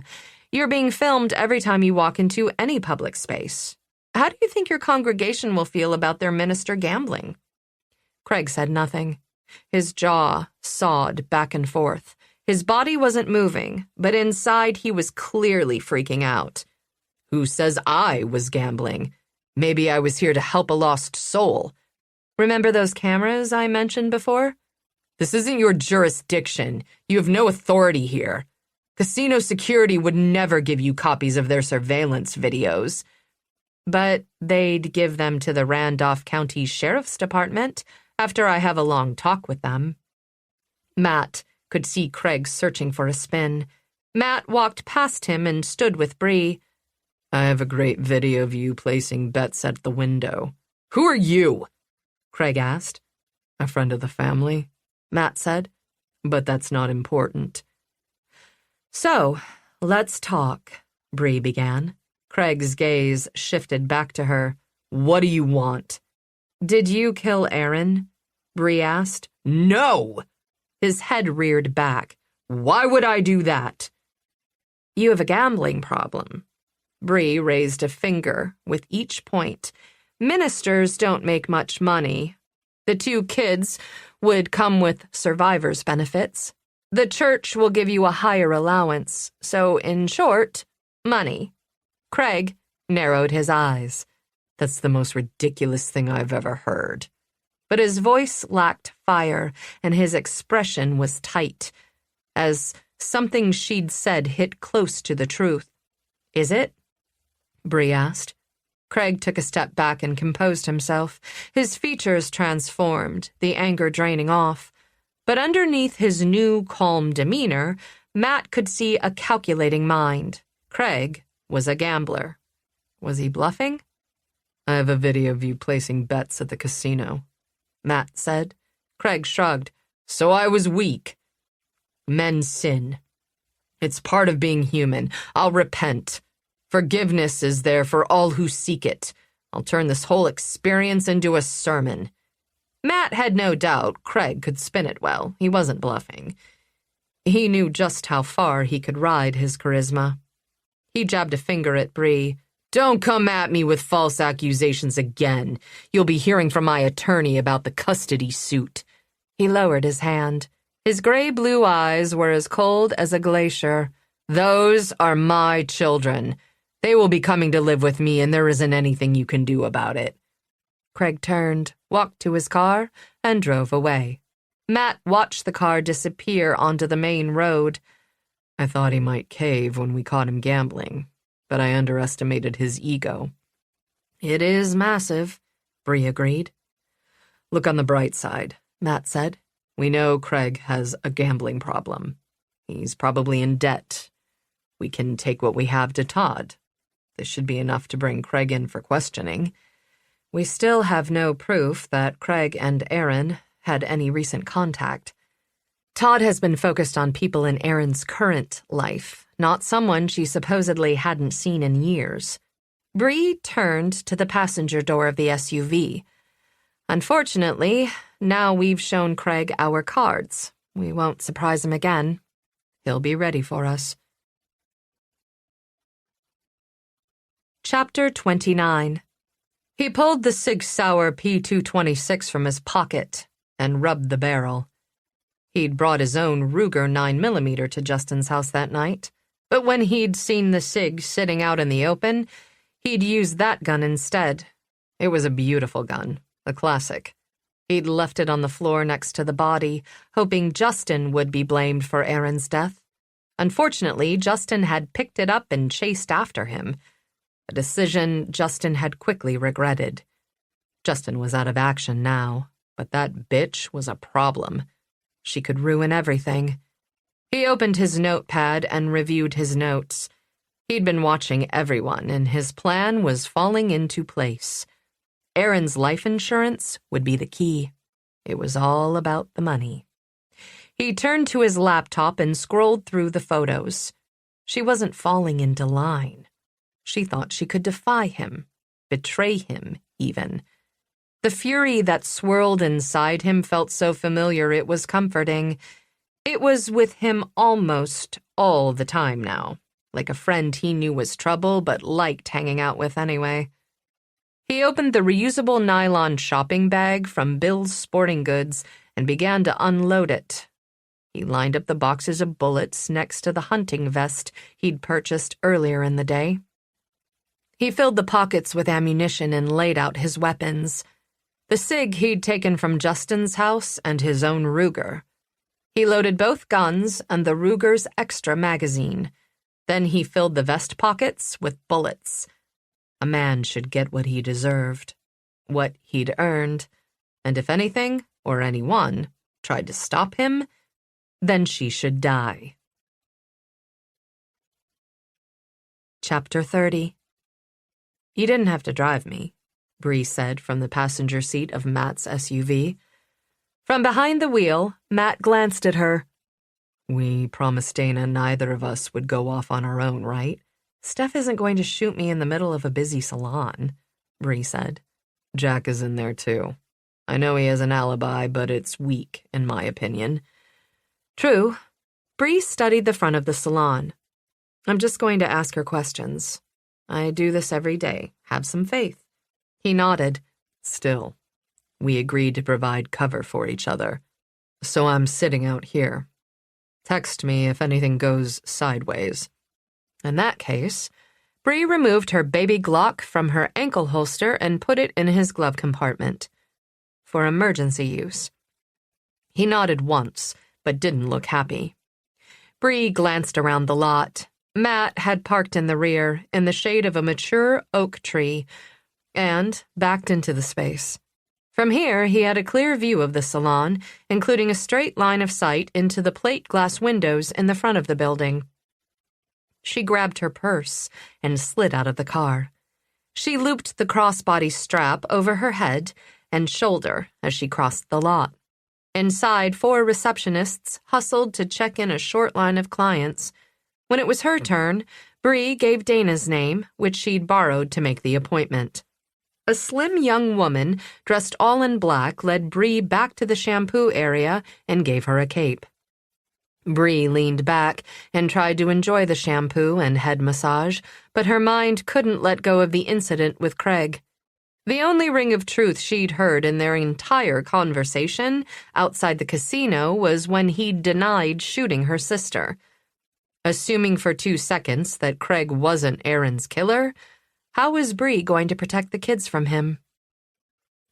Luke had made it very clear he wanted no part of Craig. How much influence would the boy's distant memories have with the judge? If she couldn't prove Craig was grossly unfit, he would probably be granted custody. He was an upstanding citizen, employed as a minister, no less. Bree was sure he could parade a long line of church employees and congregants into court as character witnesses. Nothing short of a felony would sway a judge under those circumstances. The shampoo girl escorted Bree to Steph's station. Bree settled in the chair and hung her purse on a tiny hook under the counter. The salon was busy and loud. Voices and the whine of blow dryers echoed in the high-ceilinged, tiled space. Steph buzzed around the corner in black suede booties, black tights, and a snug black knit dress. Her eyes were red-rimmed and puffy. Her face pale enough to make her red lipstick seem garish. When her gaze landed on Bree, Steph froze, and what little color was in her cheeks drained away.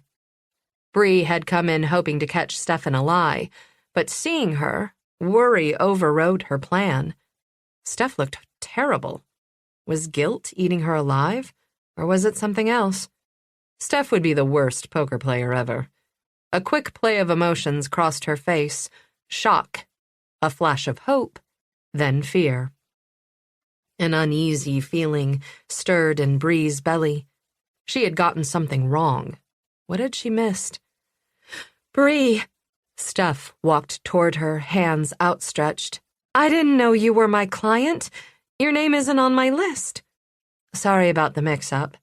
My friend made the appointment. Bree stood to greet her. Steph gave her a quick, one-armed hug. It's no problem. But her voice shook. I could get someone else if you don't want to cut my hair, Bree offered. Why would I not want to cut your hair? Steph patted the back of the chair, and Bree sat. Each salon station consisted of a chair, dark gray counter, and a mirror. Underneath each counter was a vertical column of drawers. Steph opened a drawer and pulled out a comb. I wanted to see you again, and I need a trim. Well, I'm glad you came in. Erin would be upset if you showed up at her funeral with less than fabulous hair. Steph combed Bree's wet hair straight. Just a trim, then? Yes, please. Bree kept her hair in a basic shoulder-length cut that could easily be contained in a ponytail or bun. She received too many middle-of-the-night call-outs for anything fancier that required actual work. Of course.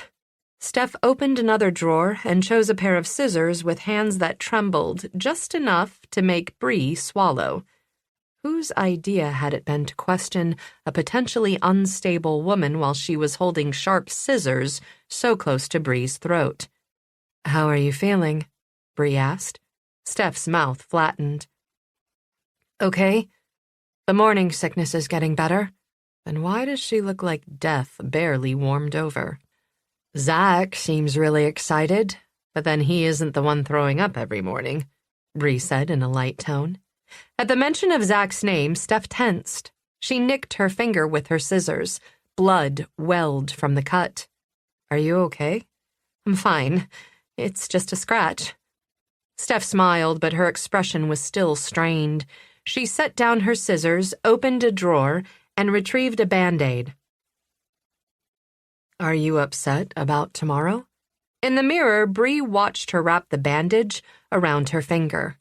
Steph sniffed and wiped a tear from her face. Yes and no. I mean, it's gonna suck. But I feel like it'll help too, you know? Like sharing our love for Erin and the good memories will help us heal. Maybe all that love will bring her spirit around too. Bree reached up and touched Steph's arm. That's a lovely thought. Thank you. Do you feel her around you? Steph tossed the Band-Aid wrapper in the trash and went to work. She combed Bree's hair and snipped the ends, her scissors moving with skill and practice. Now that she was working, Steph's movements smoothed out, but every time she paused, Bree could see that the tips of her fingers still trembled. "Sometimes when I'm in the house with all of her things I do," Bree said. "The cows." A short bark of laughter erupted from Steph. She covered her mouth. She did love cows. She wanted to buy a real one last year, but Luke talked her out of it. "Good thing he's a sensible kid." Bree smiled. She wasn't getting any dishonest vibes from Steph, just bittersweet sadness and a vague nervousness that Bree couldn't pinpoint. "I just want to get tomorrow over with," Bree said, the honesty in her statement tightening her chest. "I'm worried about the kids. Planning the service has been hard on them, but like you said before, maybe it's also cathartic. There's no way around grieving, no matter how hard it is. We all have to wade right through." "Those poor babies." Steph choked up for a few seconds. Then she combed through Bree's hair again, checking for evenness, snipping where the line of hair wasn't perfectly straight. "Are you excited about the baby?" Bree asked. "Who wouldn't be?" Steph forced a smile. "It was a surprise, though.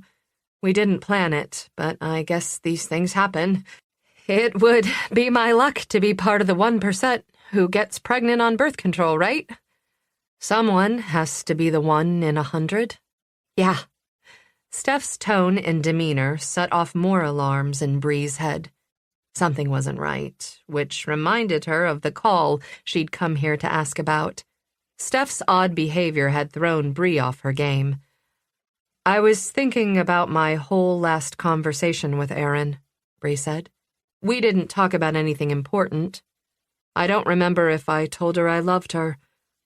If I had known it would be the last time I got to speak with her, there are so many things I would have said."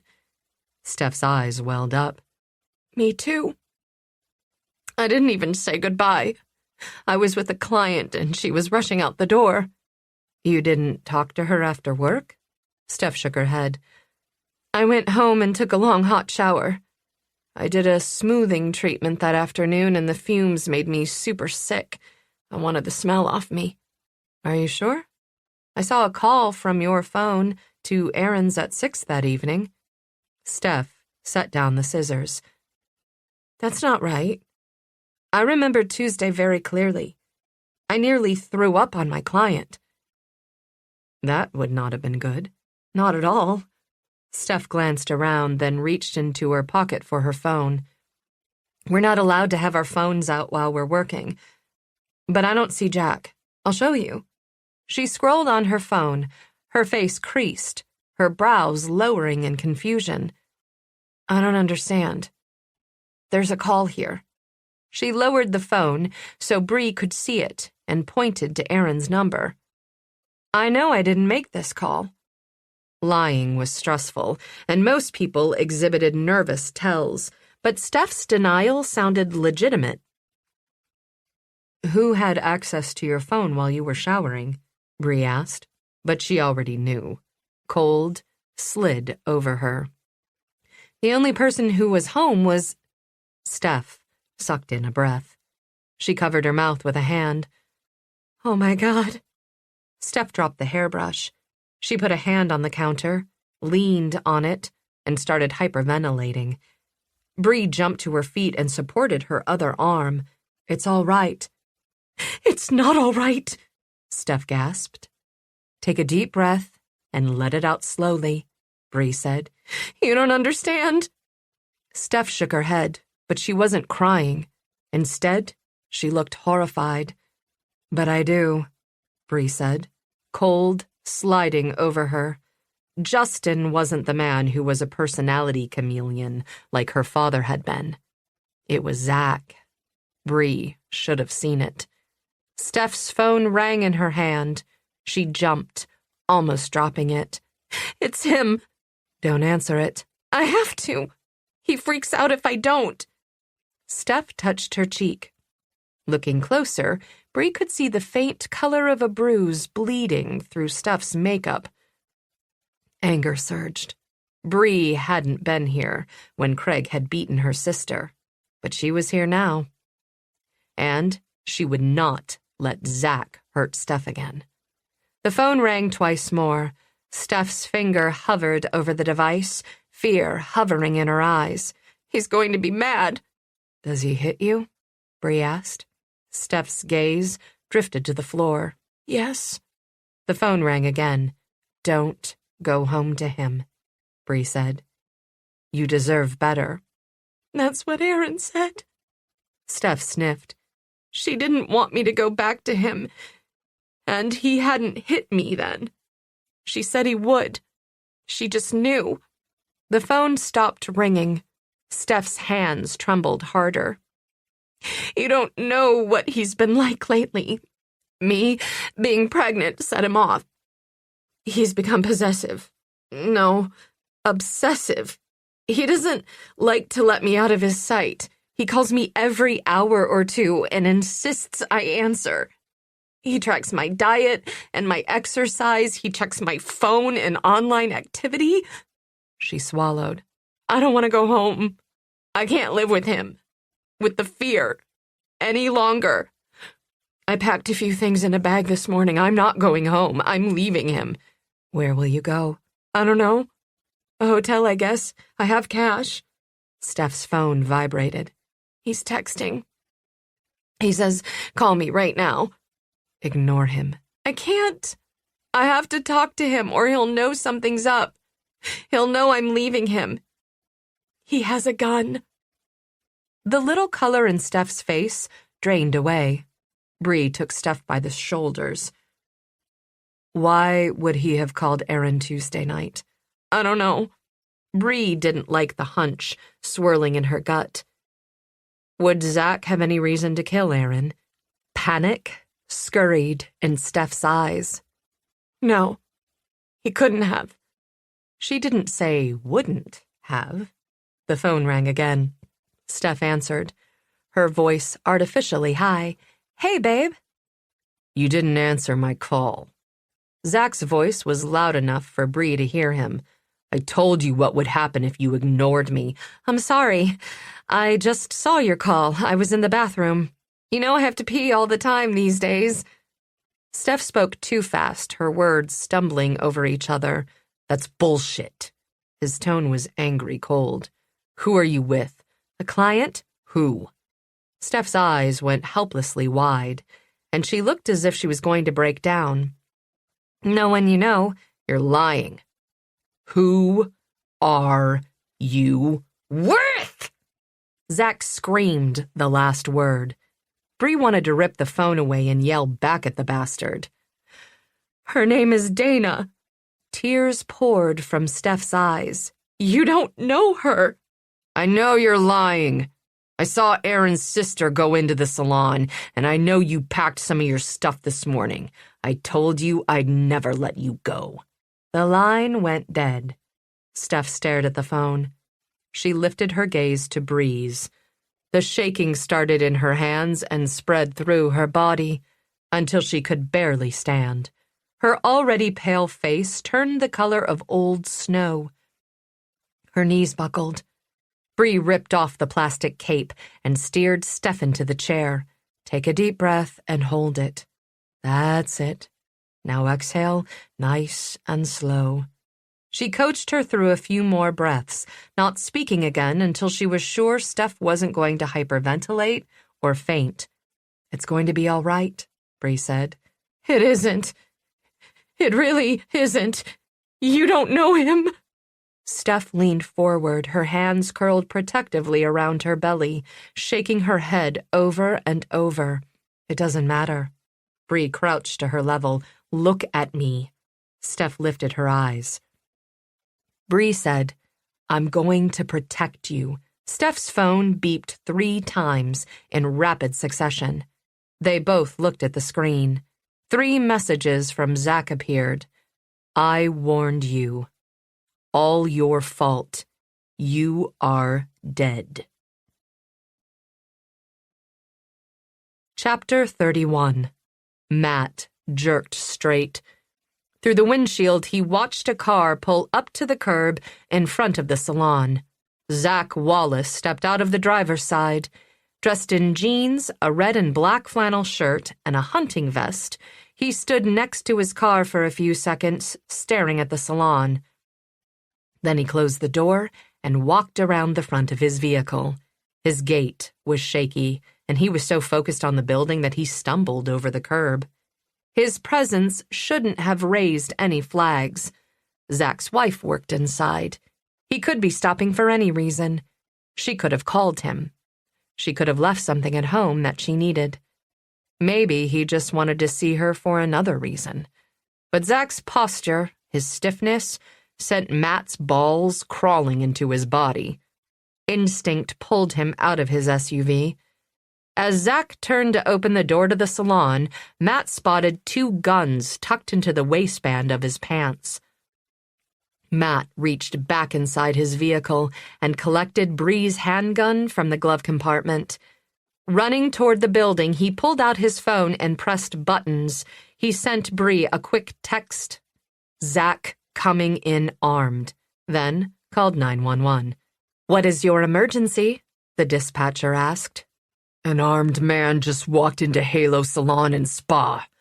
Matt jogged toward the door as he gave the address and Zach's description. "Have any shots been fired?" the dispatcher asked. Matt hit the cement just shy of the door. The pop, pop, pop of gunshots sounded from inside the building, followed by screaming. Fear gripped his belly and squeezed hard. He breathed. 3 shots have been fired. The shooter has at least 2 weapons, handguns. "Officers are en route. ETA 3 minutes. Are there any injuries?" "I don't know. I'm outside the building." Matt checked the magazine on Bree's pistol. The subcompact Glock 26 held 10 rounds in the magazine plus 1 in the chamber. The gun was fully loaded, which gave him 11 shots. Bree, wherever she was, carried a Glock 19. Standard magazine capacity was 15 rounds. Who knew how many bullets Zach had brought?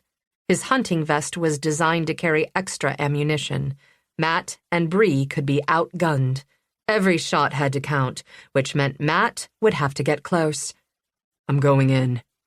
Advise responding officers that a former deputy is on site and armed." Matt gave a description of his own clothing. "And that an off-duty detective is currently inside the building, also armed." He added a description of Bree. "I'll update when possible." Matt ended the call before he was told to remain outside and wait for law enforcement.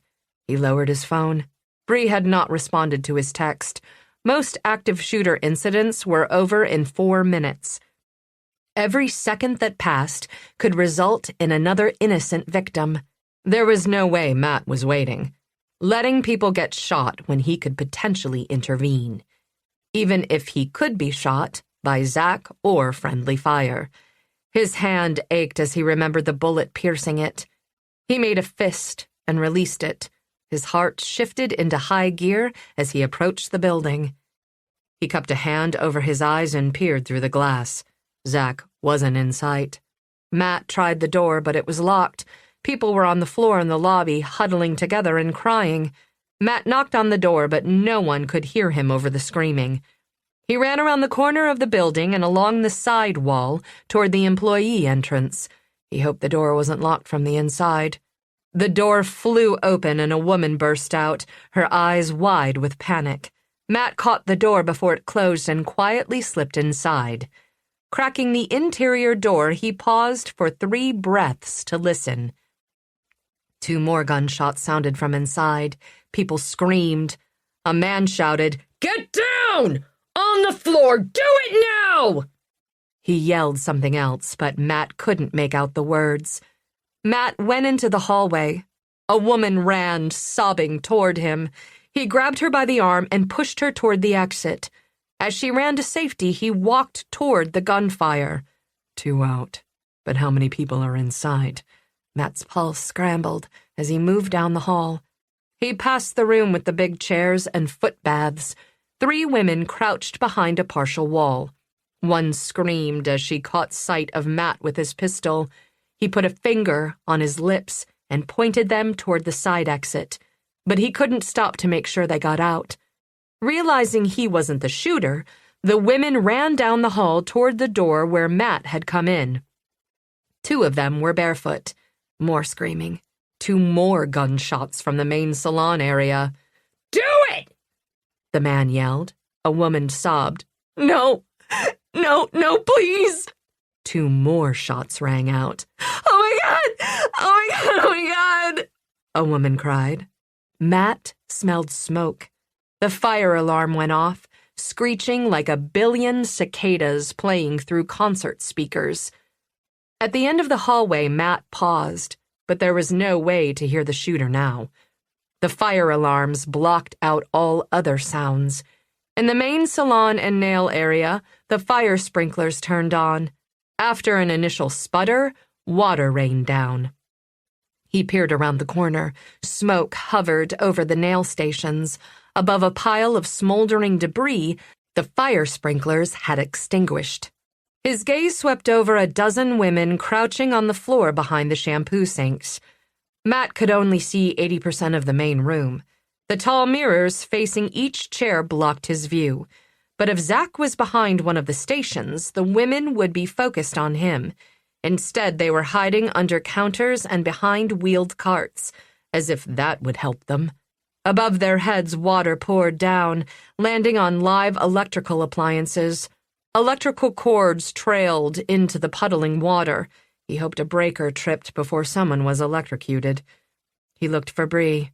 She'd been scheduled for a haircut and should have been at Steph's station in the rear of the salon area, but he didn't see her, nor did he see Steph.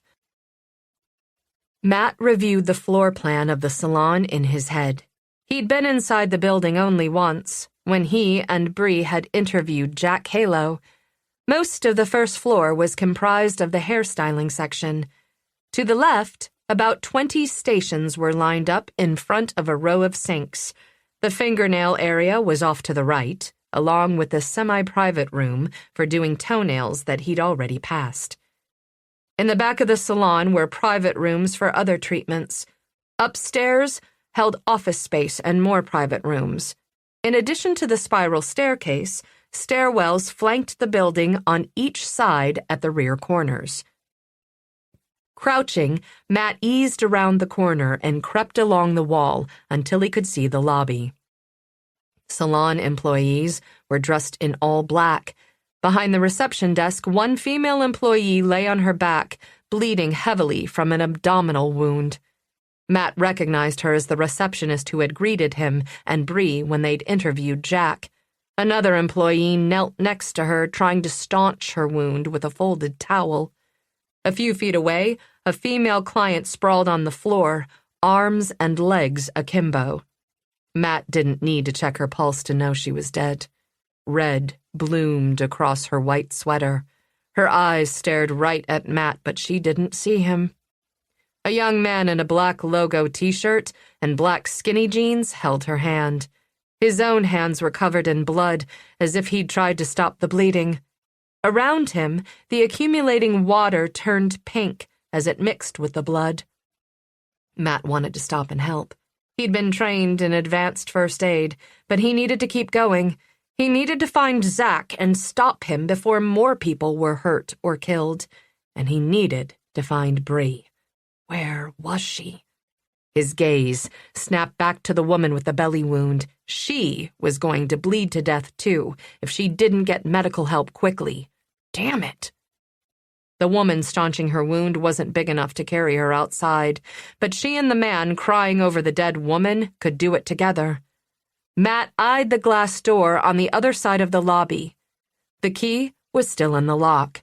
If Matt could help them get her to the door, they could drag her outside. If the salon employees weren't in shock, they would have thought of it already. But people didn't always react logically in these types of situations. People hid right next to exits. They froze from fright. He squinted through the glass. 2 sheriff's department vehicles were parked 50 feet in front of the salon. He couldn't see if the deputies were in their vehicles, but someone must be watching the front door. At the back of the parking lot across the street, Matt could see swirling lights reflecting on glass. First responders would set up a command center somewhere nearby, but out of the gunman's line of sight. He started texting Todd details. Matt, I'm inside the salon. The shooter is Zach Wallace. Todd responded in seconds. Where is he? Matt, don't know. Wounded woman near front entrance. Bringing her out. Don't shoot us. Todd, okay. Entry team's organizing now. Then Matt sent one more quick text to Bree, because she hadn't responded to his earlier message. Where are you? Matt analyzed the lobby. The open spiral staircase created a tactical nightmare. If Zach was on the second floor, he could pick off anyone who tried to go up the steps or cross the lobby, including Matt. Boom! Matt dropped flat to the floor and covered his head with his arms. The noise had come from the main salon area and had sounded like a shotgun blast. But Matt hadn't seen a shotgun on Zach, nor had he been wearing anything long enough to conceal one. With one eye on the open area above the spiral staircase, Matt ran in a crouch across the lobby. He touched the male employee on the shoulder and pointed to the wounded woman. The man blinked at him, then scrambled to his feet. Matt paused next to the wounded woman. No time for first aid. Just get her out. Hooking his hand around one of her arms, he began dragging her across the tile. The woman who'd been trying to stop the bleeding ran for the door, unlocked it, and opened it. The man grabbed the victim's other arm and helped Matt. At the door, Matt nodded for the woman to take his place. She stepped in and helped the man drag the bleeding woman through the doorway and out onto the concrete toward the sheriff's department vehicles. Shots erupted from deeper in the building. Dread balled up in Matt's chest. How many people had been shot so far? He turned and ran back through the lobby, getting away from the spiral staircase opening as quickly as possible. Zach was not in the main rooms. He was either in the back of the first floor or upstairs. Matt raced for the side staircase, toward the gunfire. Chapter 32. Water from the sprinklers poured down Bree's face. The alarm was deafening and filled her head like massive congestion. She pushed Steph and the other women, a mix of employees and clients, out of the main salon and into the hall. At the end of the corridor, an exit sign glowed in the dimness. A dozen doorways lined the passage. "He wants me!" Steph cried into Bree's ear over the screech of the alarm. "I don't want anyone to die because of me!" Steph would be Zach's primary target. The first gunshots had sounded 2 minutes after he'd texted. Zach must have been close by, maybe watching the building, ready to strike, his rage already triggered when he'd called. After the first burst of gunfire, Bree had collected the women around her and moved them toward the back hall, away from the shots. She hadn't seen Zach yet, only heard him shooting. But one glance toward the lobby had been enough to know he'd hit at least 2 people with his initial shots. Bree's mind was on 2 things. Where was Zach now? And what had he set on fire?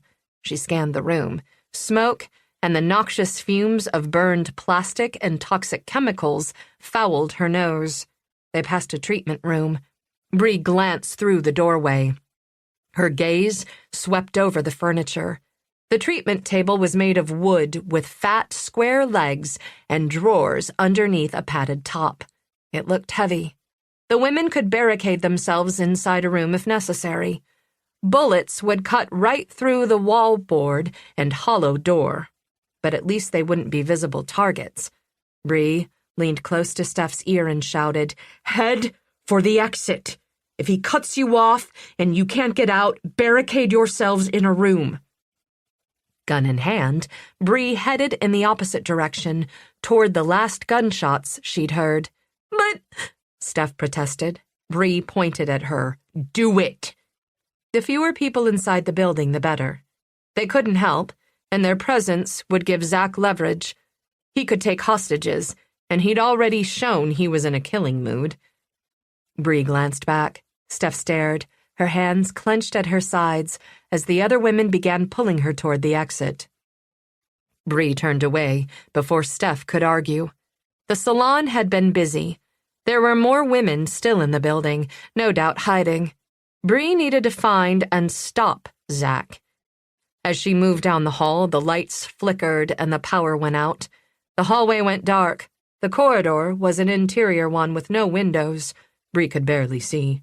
The sprinklers hadn't been triggered in this part of the building, but water ran from the main salon into the hall. She slid on the slippery tile and went down on one knee. She dropped her gun and it slid a few feet away. No! She put a hand to the wall, her pulse scrambling, as she regained her footing and picked up her weapon. The piercing alarm ripped at her jagged nerves and amplified the sense of complete chaos. Where is Zach? And where was law enforcement? She checked her phone, lowering the brightness to the bare minimum to reduce the chance that the light would make her more visible. She'd received Matt's text 6 minutes before. Surely he, and others, had called 911.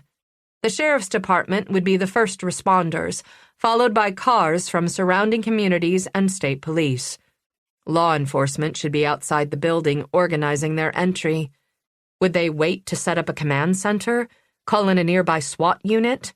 More current protocols in active shooter situations recommended immediate entry for first responders to confront and stop the shooter and minimize casualties. But Bree didn't know this sheriff's department's policies. They were running on half-staff. Had they received recent training? Were they operating on alternative protocols? She pulled out her phone to send Matt a text. She had multiple messages from him telling her that Zach was entering the building armed and asking where she was. She hadn't heard her phone ring or felt it vibrate because of the general chaos. She responded, "I'm in the first floor hall. Cops?" Just because she hadn't heard or seen officers didn't mean first responders weren't already in the building. She would not hear sirens over the fire alarm. She could barely hear her own thoughts. She needed to be on the lookout for law enforcement as much as Zach. She was armed and not in a uniform. They could shoot her by accident. Did they know she was inside the building? Shit! She sent Todd a text, letting him know she was inside the building and armed. Todd responded, "Teams getting into place." The sheriff's department was coming. Hallelujah. But once they were inside the building, the squealing alarm would render police radios useless. Communication would be difficult. Bree couldn't count on police response. On the bright side, Zach would not hear her sloshing through the half-inch of water on the tile, but she wouldn't be able to hear him either. They could surprise each other at any moment. Just in case the alarm shut off, she turned her phone to silent before sticking it back in her pocket.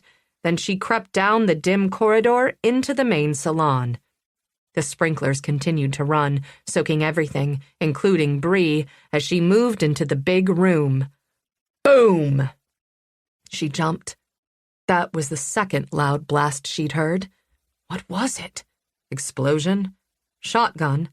Bree's heartbeat echoed in her ears. Her body dumped a fresh load of adrenaline into her bloodstream. Her pupils dilated, improving her sight in the dimness, but also narrowing her field of vision. She fought the tunnel vision with a deep breath, holding the air in her lungs for 3 heartbeats before slowly letting it out. Another boom echoed. It seemed to come from the direction of the nail area. Had Zach circled back? She turned. Leading with her weapon, she moved toward the sound. Though it was dark outside, windows in the main room let in light from the parking lot. The room was brighter than the hallways had been. Shaking water from her eyes, Bree scanned the space. Nothing moved. Anyone who was left was either dead, wounded, or hiding. She hoped most had escaped like Steph. Bree passed the pedicure room, empty. She swept her gun through the manicure area. A large pile of wet debris on the floor smoldered. Who had set a fire? The fire alarm shut off abruptly, leaving Bree's ears ringing, but water still poured from the sprinklers. Something cracked overhead. Bree looked up, instinctively shielding her face. A ceiling tile, heavy and saturated with water, dropped to the floor with a boom. The sound hadn't been a shotgun. She kept moving into the large main room, aware of the slosh of her sneakers in the water. Crouching, she slipped past hair stations. A scream echoed in the large open space. Bree moved toward it. She stopped just short of the lobby. The scream had come from the opening of the spiral staircase. Zach was upstairs. Something moved on the other side of the room. Matt. Her gaze met his. She pointed to her own chest and then at the spiral stairs. Then she pointed to Matt and made what she hoped was a climbing stairs motion with her fingers. Then she pointed to the south corner of the building. If she could go up the spiral steps and Matt used one of the side staircases, they could box Zach in. Matt shook his head and started toward her, tapping his own chest. He knew the spiral stairs had no cover, and he wanted to be the one to go up them. Bree pointed harder toward the southern corner. She appreciated the chivalry, but they didn't have time for it. "No!" The voice of a begging woman floated down the spiral staircase. "No, please! I have children!" A single gunshot, a scream, then crying, quieter, desperate. Bree and Matt locked gazes again. She jabbed her finger toward the side staircase. Grimacing, he nodded, spun, and ran toward the hall. He moved fast, and the building wasn't large. It would only take a minute or so to get into position. Now she had to do the same. Bree's heart hammered, and her stomach knotted as she moved toward the staircase. She paused at the bottom, pointing her gun up the center of the curving steps. She couldn't see Zach, and she'd be vulnerable on the stairs. There was no getting around it. Bree put her foot on the first tread and started up the steps. She wound around, stopping as her head became level with the second-floor landing. "There you are," Zach said. Bree froze. Had he seen her? "Please, stop!" A woman's voice cracked in fear. Bree exhaled. Zach was talking to someone else. She peered over the top tread. The woman wearing a black spa robe stood on the second-floor landing. She was turned 3/4 away from Bree. Next to her, a female employee sobbed on the floor. Her hands clutched at her thigh. Blood seeped around her hands. Behind the two women, Zach stood about 10 feet away. He was pointing a gun at them. The robed woman stepped between Zach and the wounded woman. The women were positioned between Bree and Zach. Bree had no shot. Agitated, Zach shook. His hands and the weapon trembled hard. His eyes were wide open, and he licked his lips over and over. He was going to shoot again. Bree knew it. Where was Matt? Chapter 33. Matt raced down the hall. Without the alarm blaring, the building was eerily quiet, except for the sound of sprinklers still running in the main salon behind him. The sprinklers and audible alarm were not on the same system. The sprinklers would run until someone shut them off. Unfortunately, the fire crew would not be allowed into an active shooter situation. The last gunshot had sounded from above. Zach was upstairs. Matt ran, hoping Bree would wait until he was in position. Once on the staircase, she'd be an open target. As he rounded the corner, his wet boots skidded on the tiles. He put a hand on the wall to stop his forward momentum and opened the door leading to the side stairwell. Matt took the steps 2 at a time. Pausing at the top, he eased open the door and slid into the upstairs hallway. He could see Zach 50 feet ahead, his back to Matt, his gun pointed toward a woman in a knee-length black robe, her blonde hair pulled back in a ponytail. Next to the robed woman, a spa employee was trying to stop the bleeding of a leg wound. Matt slowed. What he wouldn't give to have his long gun. He moved closer. A commercial carpeting covered the upstairs hall, and his boots were silent. But he moved slowly and smoothly, doing his best not to attract Zach's attention. Something moved just beyond the blonde woman. The top of a head popped over the landing of the spiral staircase, Bree in position. A fresh shot of adrenaline burst through Matt's veins. They'd successfully trapped Zach, but the robed woman was in the way. He aimed Bree's baby Glock at Zach.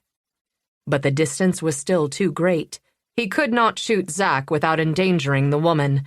Frustration surged through him. His aim would never be good enough for a shot like this again. Hell, he couldn't be certain he wouldn't hit Bree, not at this distance. He needed to get the woman out of the way so Bree could take out Zach. But how? Maybe he could distract Zach. No, bad idea. The guy was twitchy as hell. An unexpected noise was just as likely to make Zach pull the trigger. Matt had only one choice. He had to get closer. Much closer. He had to be the distraction. He had to demand Zach's attention. He eased farther up the corridor. Now that he was out in the open, his skin itched with vulnerability, like heat rash. If Zach looked his way, Matt was completely exposed.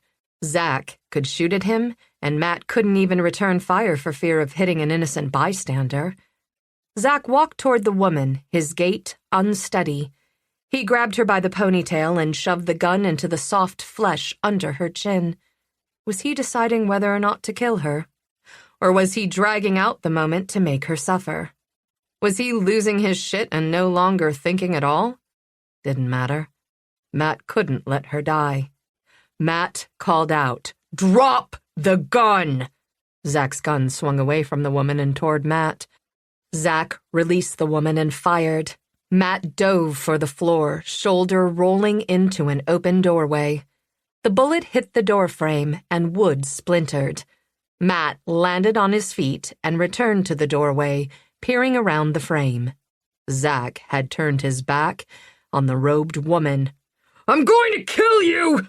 Zach screamed, advancing on Matt. Zach's face was red, the veins in his neck bulging as if he was going to stroke out. Matt fired into the wall opposite Zach, well away from the woman in the hall. Zach flinched, but his steps didn't slow. He came at Matt as if he were invincible or a robot, or as if he didn't care if he lived or died. If that was the case, there would be only one way to stop him. Behind Zach, Matt saw Bree climb onto the landing. Her gun was drawn, but the robed woman was still in her way. She passed the wounded employee and yelled at the robed woman, "Get down!" If the woman in the robe dropped to her knees, Bree would have Zach cold. Hopefully, this would happen before Zach shot Matt through the wall. The robed woman's head turned. Matt held his breath. "Zach!" Who was that? A black-clad employee stepped between the robed woman and Zach. Steph. She must have come up the center hallway.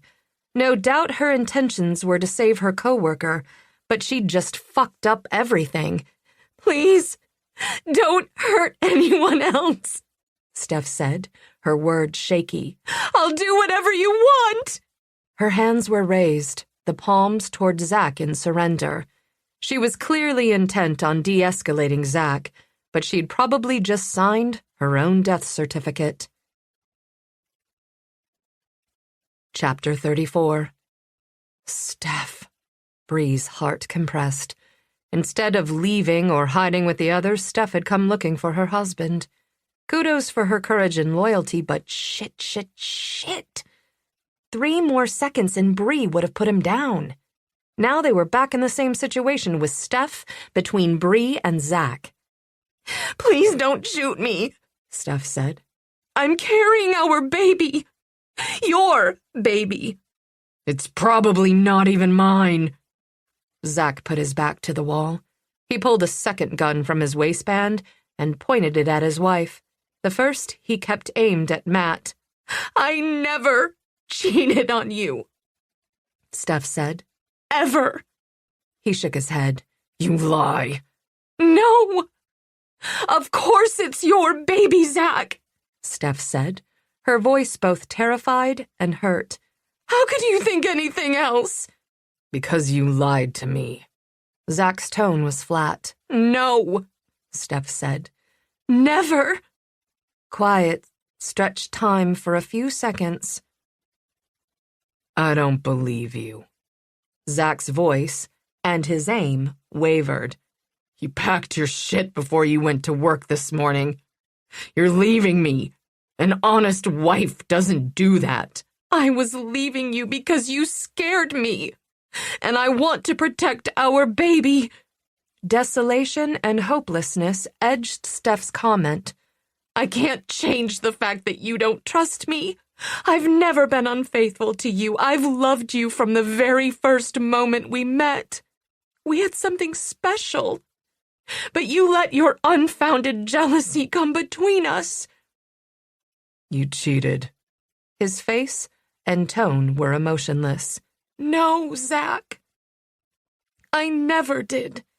But his eyes were dark and unbelieving, unforgiving. Ever since you lost your job, you've been insecure, Steph said. You invented failings for me and tried to make them come true.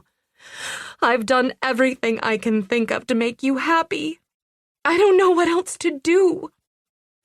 Tell me, what do you want from me? I won't let you leave. You belong to me. Zach never blinked. Nothing his wife said got through to him. His boot tapped on the floor and his weight shifted back and forth, nerves and adrenaline fighting for an outlet in a still body. Bree had seen it a few times before. Zach had decided he'd been wronged, and hearing otherwise didn't penetrate his personal conviction. He'd nursed his perceived wrong. He had nowhere else to direct his anger. And he'd invested so much energy into his belief that he wasn't willing or able to let it go. Zach pulled the trigger. The gun clicked. Empty. Steph, get down! Bree yelled. But Steph seemed frozen. Backing partially into the doorway behind him, Zach threw one gun to the floor and transferred the gun he'd been pointing at Matt to his right hand. He pointed it at Steph. Tears ran down her face. Her chest heaved as if she'd just run a full-out sprint, but she didn't move. Her gaze remained fixed on her husband. Please, don't. Steph's hands dropped to hug her belly, as if she could block bullets with her forearms. Bree ran forward, moving to the side of the hallway, trying to get a clear shot around Steph. A body charged out of the doorway, Matt. But he was several strides away and an open target. Bree fired a wide shot to distract Zach. He fired back at her. Bree ducked into a doorway. Bits of wallboard exploded as the bullet hit the wall a few feet away. She peered around the frame. Steph, run! But Steph was still rooted in place. Matt charged across the hall. Zach pulled back into his own doorway. Clicking sounds indicated he was reloading. Matt took Steph down to the floor and covered her with his body. Zach stepped out into the hall.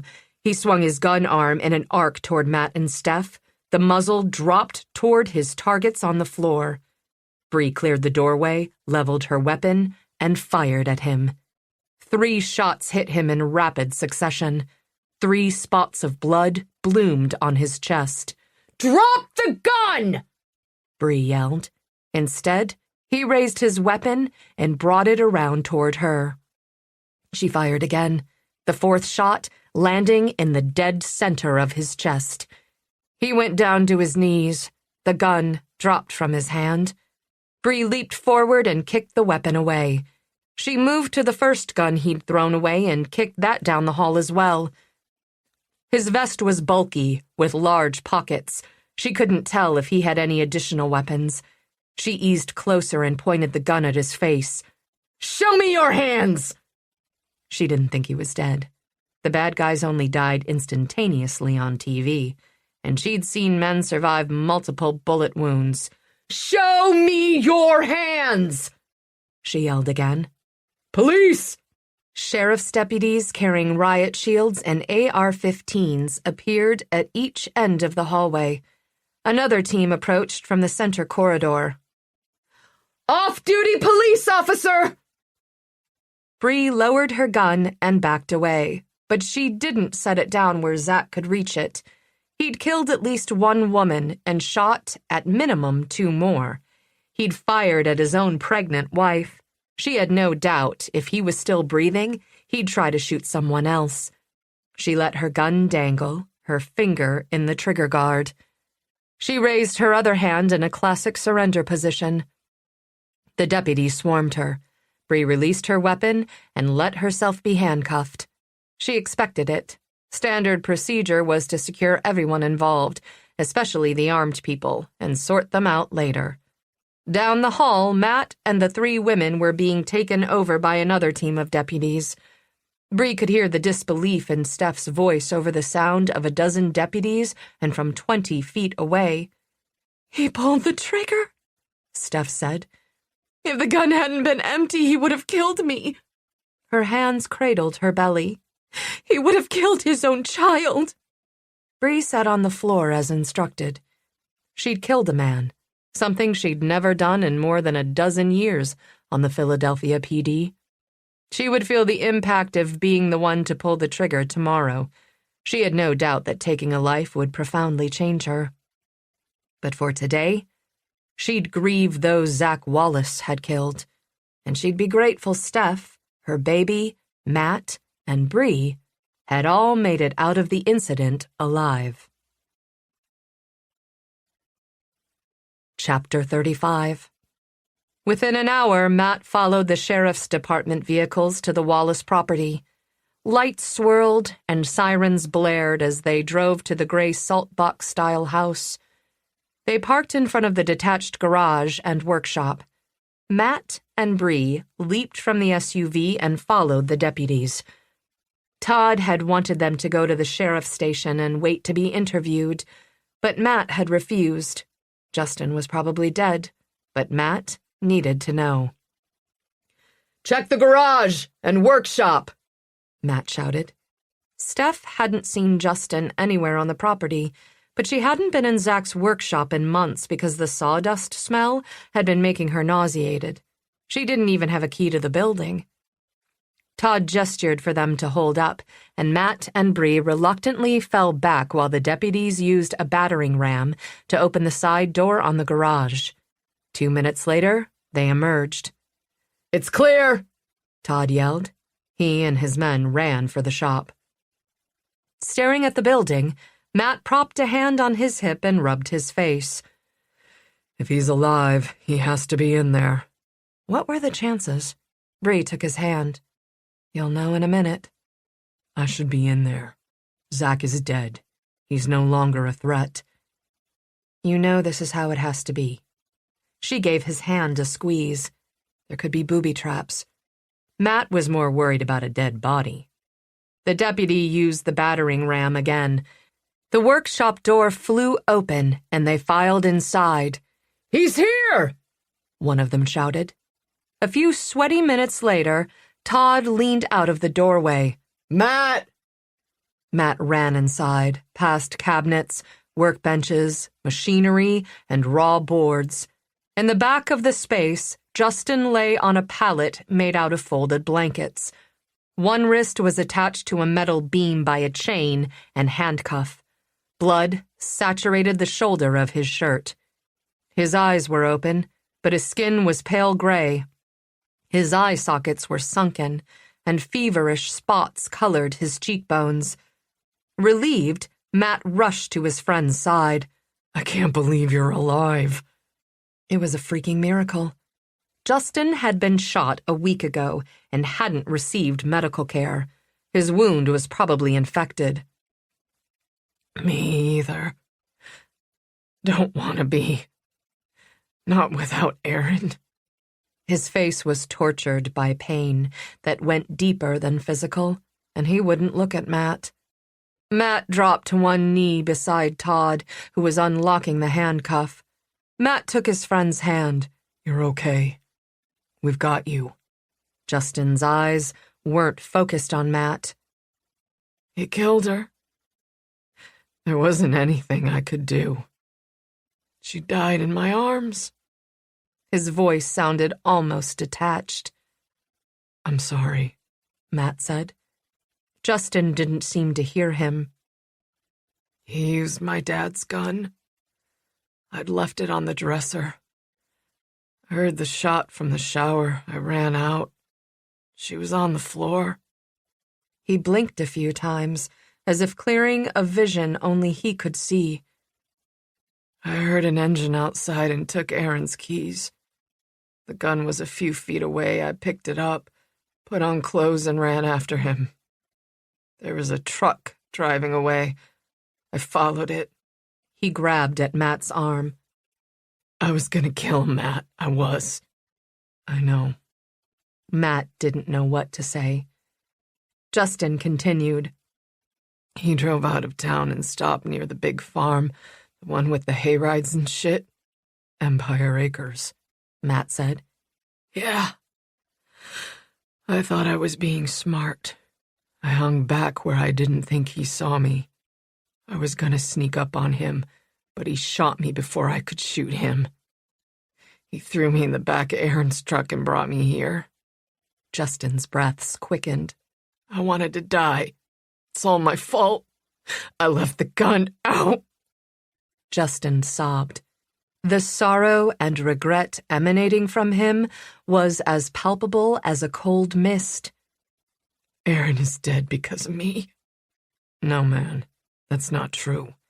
Matt leaned in, wrapped his arm around his friend, and held him like a child while he wept. He had another gun. He would have shot her even if you didn't leave the cig out. But Justin was beyond hearing. Another siren signaled the arrival of the ambulance. A minute later, paramedics came in and began assessing him. Matt squeezed his friend's arm and stepped out of the way. The paramedics and gurney took up most of the space, and Matt retreated from the workshop to give them room. Outside, Bree fell into step beside him. "What kind of condition is he in?" Bree asked. Matt glanced back at the workshop. Physically, he looks much better than I would expect of a prisoner with a gunshot wound. He's lost blood, and he's weak, but he's conscious. Why did Zach keep him here alive?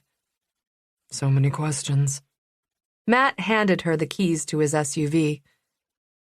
Would you drive my truck to the hospital? I'm going to ride with Justin. You go. Bree took the keys. I'll meet you there. Thanks.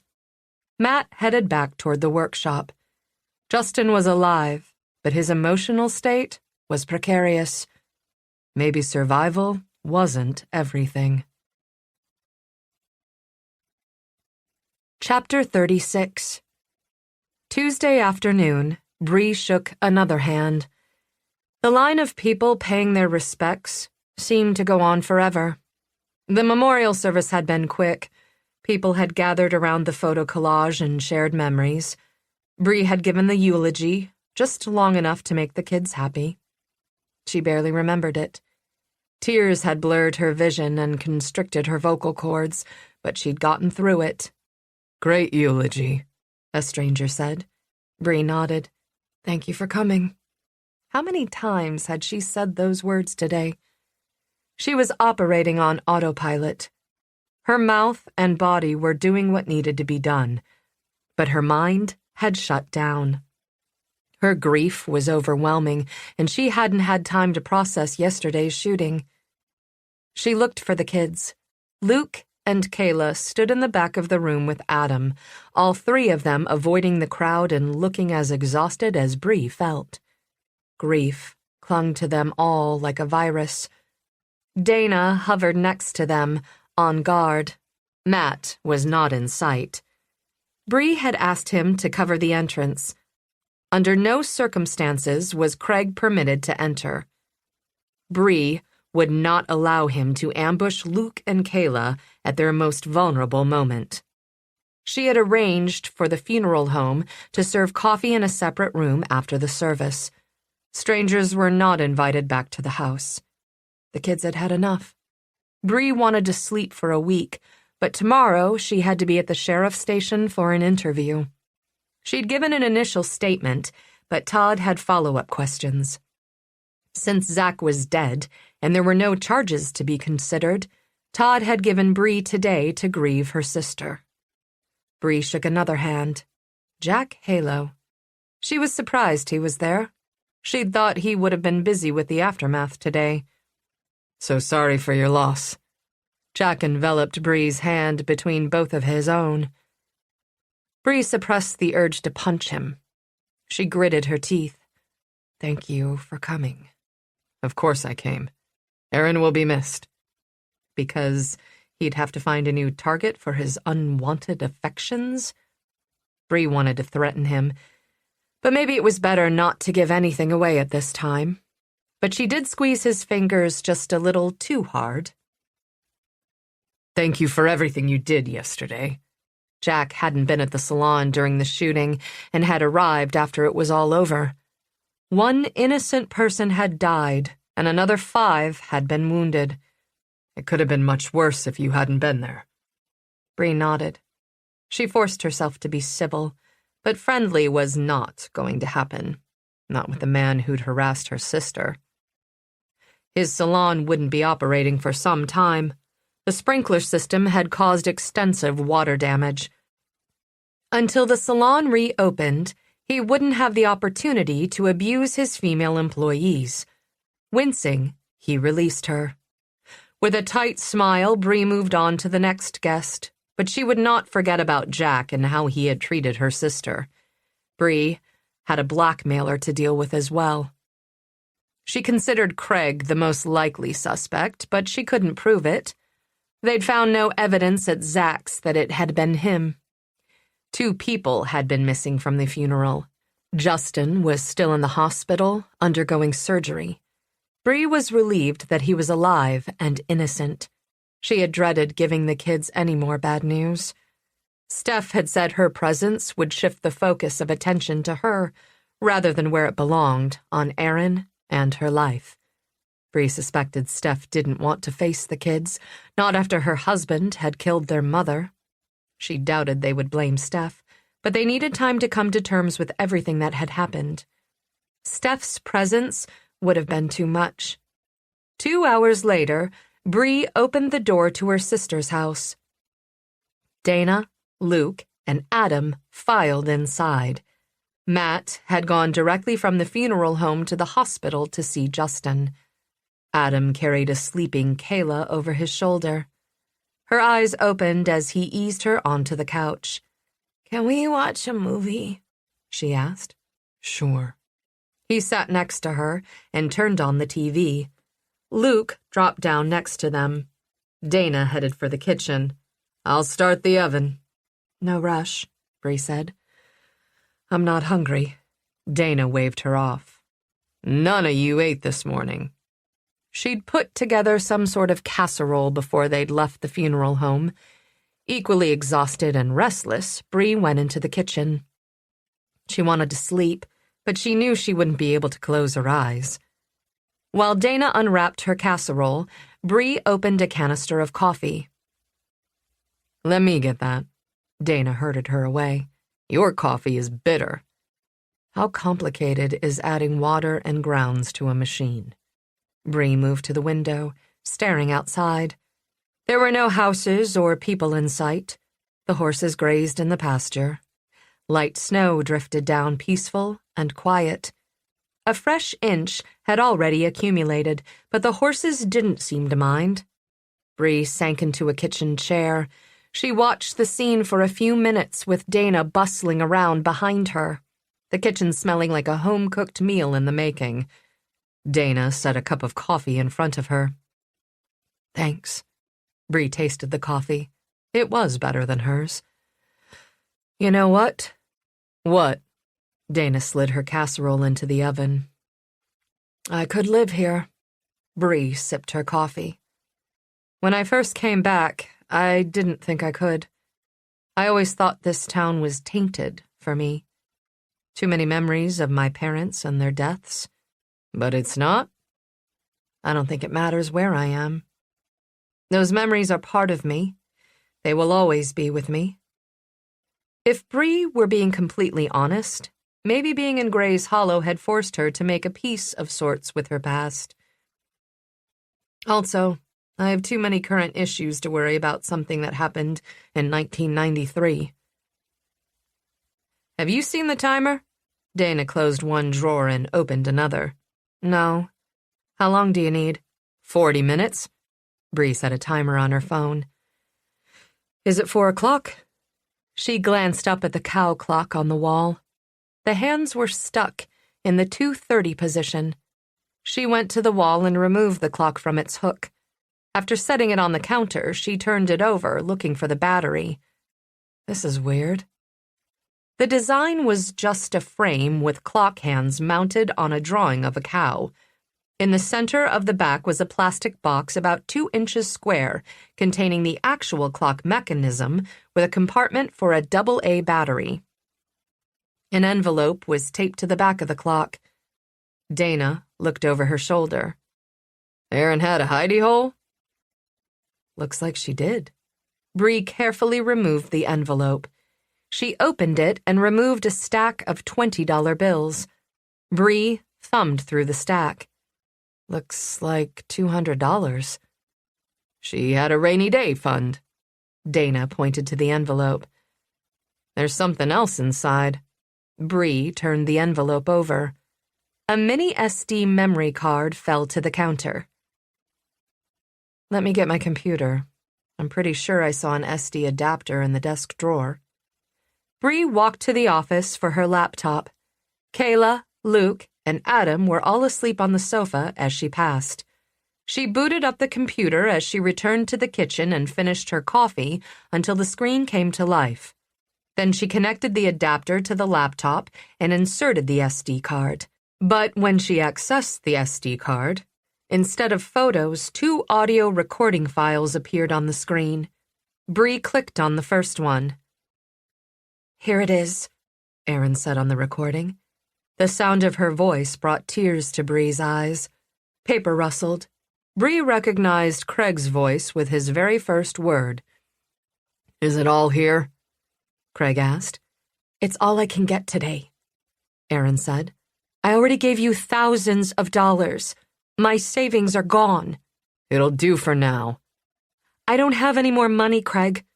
"Then you'd better make some better life choices." Craig sneered. "I want another $3,000 next week or I'll sue for custody." "I don't have it, and you won't win." "Won't I?" Arrogance filled Craig's voice. "I'm a minister now. I could get 100 members of my congregation to fill the courthouse and testify to my outstanding character." "I don't have an extra $3,000, Craig." "Better start working overtime to ask your rich brother for the money. $3,000 is coffee money for him. Even if I don't get custody, your attorney fees will cost way more than paying me." The recording ended.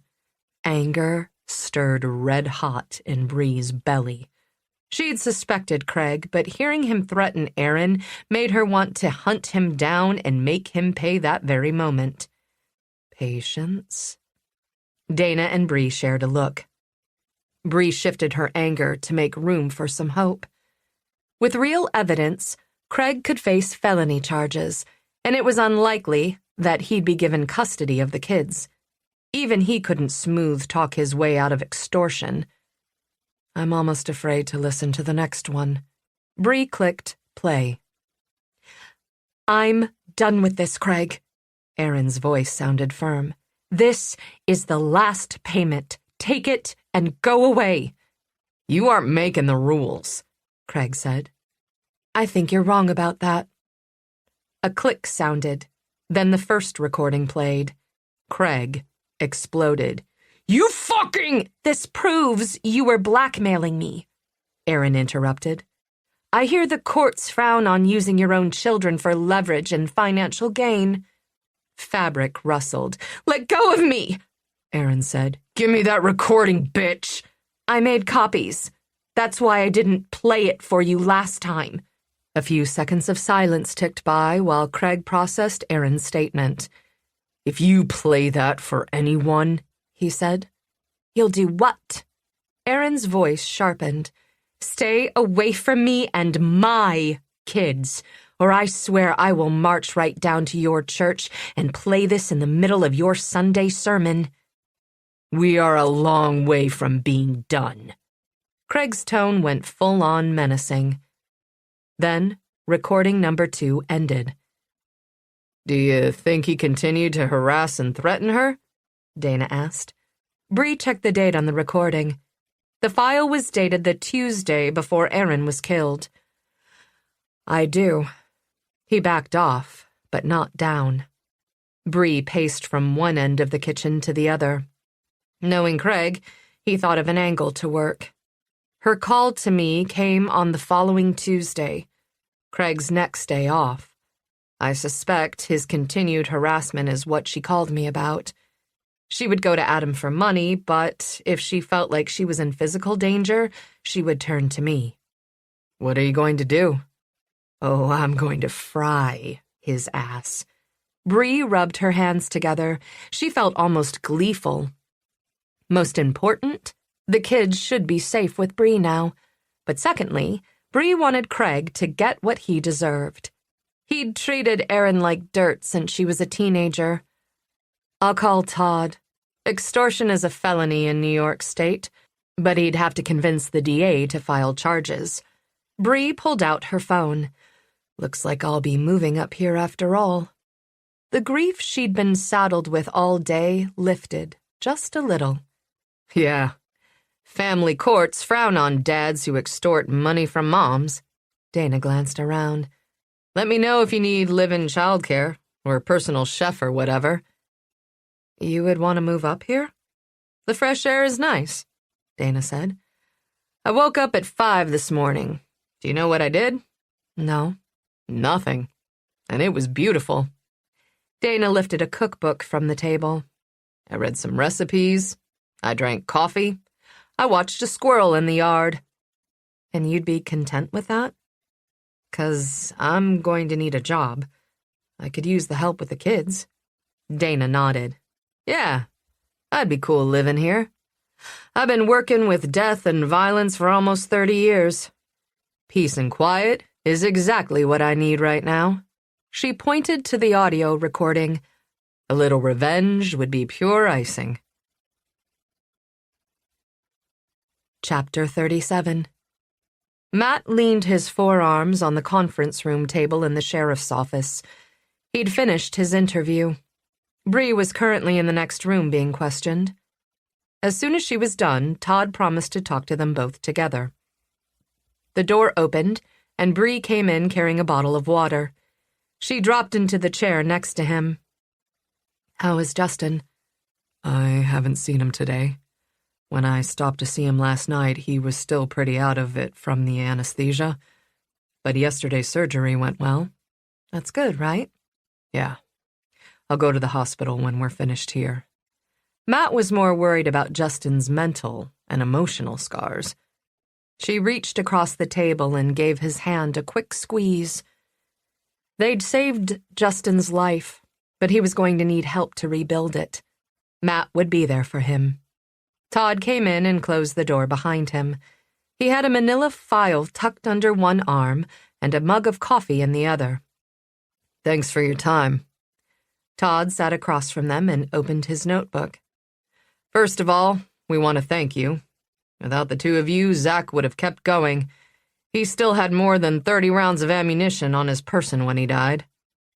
I'm glad I was there, Matt said. Bree nodded. Any off-duty officer would have done the same. Now, where to start? The whole story is just too bizarre. Todd tapped on a page. We think Zach had been stalking Aaron for a couple of weeks. We found a 35mm camera with a telephoto lens in his workshop. He also had notes, spreadsheets, and photographs documenting her daily activity. He'd outlined Erin's whole schedule. He was probably the one who slashed her tires at the salon. The surveillance camera doesn't cover the rear section of the parking lot where the employees park, but we saw a vehicle that looks like Zach's truck drive past the front of the building that night. Stephanie Wallace flagged a number of calls from her phone to Erin's that she says she didn't make. We assume Zach used her phone. Justin verified that Erin had received numerous threatening calls from Zach, telling her to stay away from Steph and accusing her of trying to talk Steph into leaving him again. Erin was not a fan of Zach, Bree said. She advised Steph not to go back to her husband when they were separated. He wanted his wife isolated and under his control. Yes, Todd continued. He also had some notes on your activity, Bree. He watched your farm a couple of nights. He also spent a lot of time checking up on his wife's whereabouts. He kept detailed notes on everything. Bree shuddered. Matt swallowed. He didn't want to think about Zach sitting in front of the farm, possibly armed with Bree and the kids inside, potentially asleep and vulnerable. Todd rubbed his jaw. Surveillance footage from a local sporting goods store shows Zach buying ammunition and the hunting vest last Friday afternoon. He'd owned a Ruger 9mm for many years. We think he brought his own gun to Justin's house the night he shot Aaron, but when he saw Justin's, he decided to use that one instead. Bree sipped her water. Maybe he thought Aaron's shooting would be blamed on Justin. And that's exactly what happened, initially. Matt stretched his back. So after he stashed Justin in his workshop, he drove Aaron's pickup out to the factory to dump it? Bree asked. That's correct, Todd said. And then he walked across the field back to his own truck, which was still parked down the road from Empire Acre Farms. He chose the factory to dump the pickup because it was convenient, Matt said. Seems logical, Todd agreed. We have clear footage of Zach sitting in the salon parking lot on Monday. He'd already called his wife numerous times. She was expected to answer his calls within 3 rings. From what we've pieced together, Zach was always controlling and insecure about their relationship, but his mental status began to seriously deteriorate when he lost his job. He became paranoid and suspicious whenever his wife was out of his sight. After she told him she was pregnant, his obsession escalated. On Monday, Steph had packed some clothes and important papers in a duffel bag and sneaked them out of the house, but Zach noticed. It seems he would alternately be obsessed with the baby and accuse Steph of cheating, Bree added, and the thought of her leaving him again sent his paranoia and rage off the charts. It did, Todd agreed. He told her several times that he'd kill her before he let her go. Do we know why he kept Justin alive? Bree asked. Not really, Todd said. Maybe he didn't want to store a dead body. Maybe he wanted someone to brag to. We believe he wanted to use Justin to implicate someone else in Aaron's death. At first, he was unsure how to accomplish this. Justin's gunshot wasn't the kind that could be self-inflicted. Therefore, Justin couldn't be framed. But, as I said before, Zach kept detailed notes on all his surveillance. He'd spent some time watching Craig Vance. Aaron had told Steph that Craig had contacted her recently about taking her to court for custody of the kids. Zach had photos of Craig's apartment at the church, and he'd begun recording Craig's daily movements. He'd called the church for his office hours and schedule. Didn't he have work?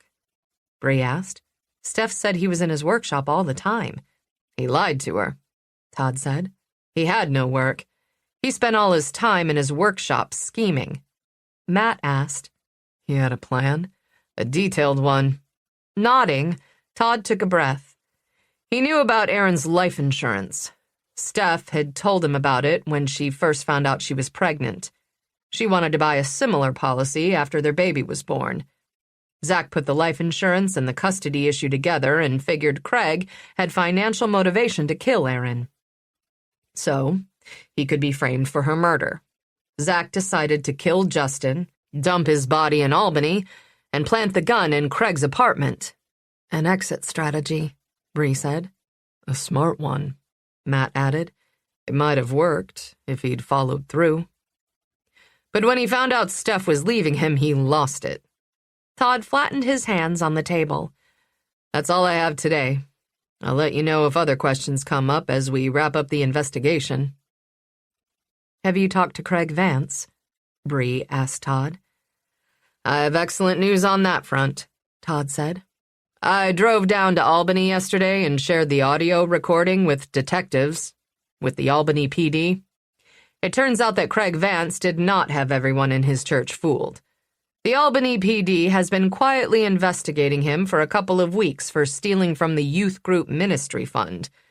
During their investigation, they found additional account discrepancies that they're still trying to trace. A search warrant was obtained for Craig's apartment.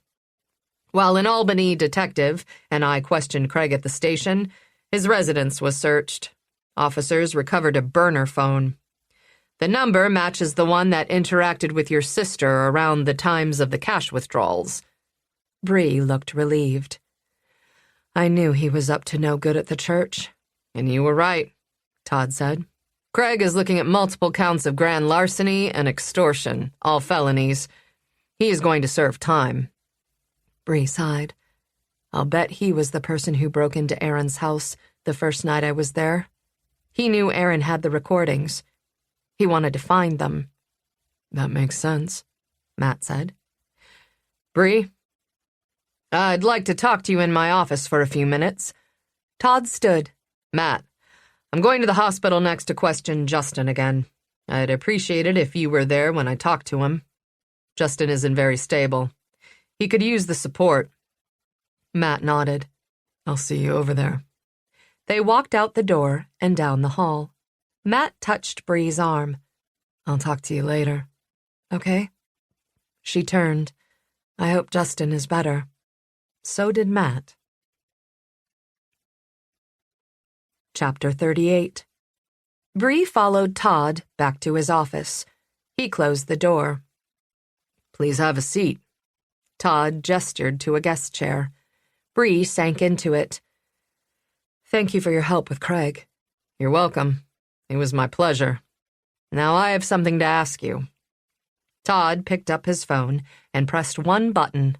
Marge, would you come in here for a minute? Todd got up and rounded his desk. He perched on the edge, facing Bree. Marge came in, closed the door, and stood next to him. Presenting a united front.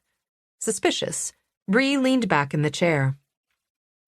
You and Matt were instrumental in this investigation, Todd said. Though I'll never be able to publicly acknowledge how helpful you were, people took notice after that video went viral. The woman in the robe had recorded Bree taking down Zach. The video had gone viral overnight. Yes, the video. Bree frowned. She still couldn't believe the woman had pulled her cell phone from her robe pocket and filmed the shooting. You seem unhappy about it, Todd said. I am. Why? Todd asked. You looked like a hero. And a total badass, Marge added. Bree searched for the words. It's hard to explain, but the viral sharing feels intrusive. Frankly, I don't like getting attention for killing a man, even if I had no choice. She'd played those final moments over and over in her head, and she still saw no other way she could have ended the altercation. Yet, she still wasn't comfortable with what she'd done, nor could she express why. I can see that. Todd cleared his throat. Anyway, Marge and I were talking. They shared a glance. You should be the new sheriff, Marge said. What? Bree straightened. She was considering local law enforcement, but running for sheriff hadn't made her radar. You're a good fit, Todd said. I strongly believe we need an outsider to rebuild this department. You have the experience, you're honest, and you have roots in this county," Marge added. "From the positive comments on that video, I'd say the public would be all for it." "I don't know," Bree said, but the idea of taking on the challenge was strangely appealing. She needed a job. She'd be working close to home. But did she really need the stress of politics? Sheriff was an elected position. She'd have to campaign. "I want to show you something." Marge led Bree out to the squad room. Two deputies typing reports at their desks looked up as they passed by. Marge stopped on the other side of the room. Mounted on the back wall were framed photos of previous sheriffs. Most were formal, professional shots, but Marge pointed to a simple snapshot, enlarged. "I took this picture. He refused to have a professional portrait session. He said it was a stupid waste of money." She touched the frame. "His name was Bob O'Reilly. Do you remember him?" "Yes." Bree stared at the picture. In it, a clean-shaven man in his mid-50s smiled from behind the big desk in the sheriff's office. He wore a tan uniform shirt and jeans. She couldn't see his feet in the photo, but she knew he was wearing cowboy boots. The same boots she'd first seen walking down the back porch steps that cold and dark night when her entire life had changed course. Adam was screaming in her arms. Aaron hiding behind her, clutching at her pajamas.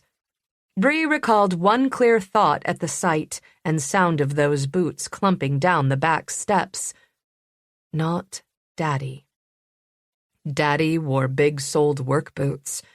These were the cowboy kind. Relief had stolen her breath and started her shaking. The man had crouched under the steps and pried loose the board. "It's all right. You're all safe now." He passed the beam of a flashlight over them, then shone it on himself. He wore a jacket with badges. "I'm Sheriff Bob. Come on out, and I'll take you somewhere warm." His voice was friendly and soft. Aaron had crawled right out, and a man wearing the same kind of jacket wrapped her in a blanket and picked her up. Sheriff Bob turned back to Bree and asked, "Your name is Bree, right?" She nodded. "Bree, that baby is cold." The sheriff set the light on the ground and put his arms through the hole. "Why don't you hand him to me so we can get him warmed up?"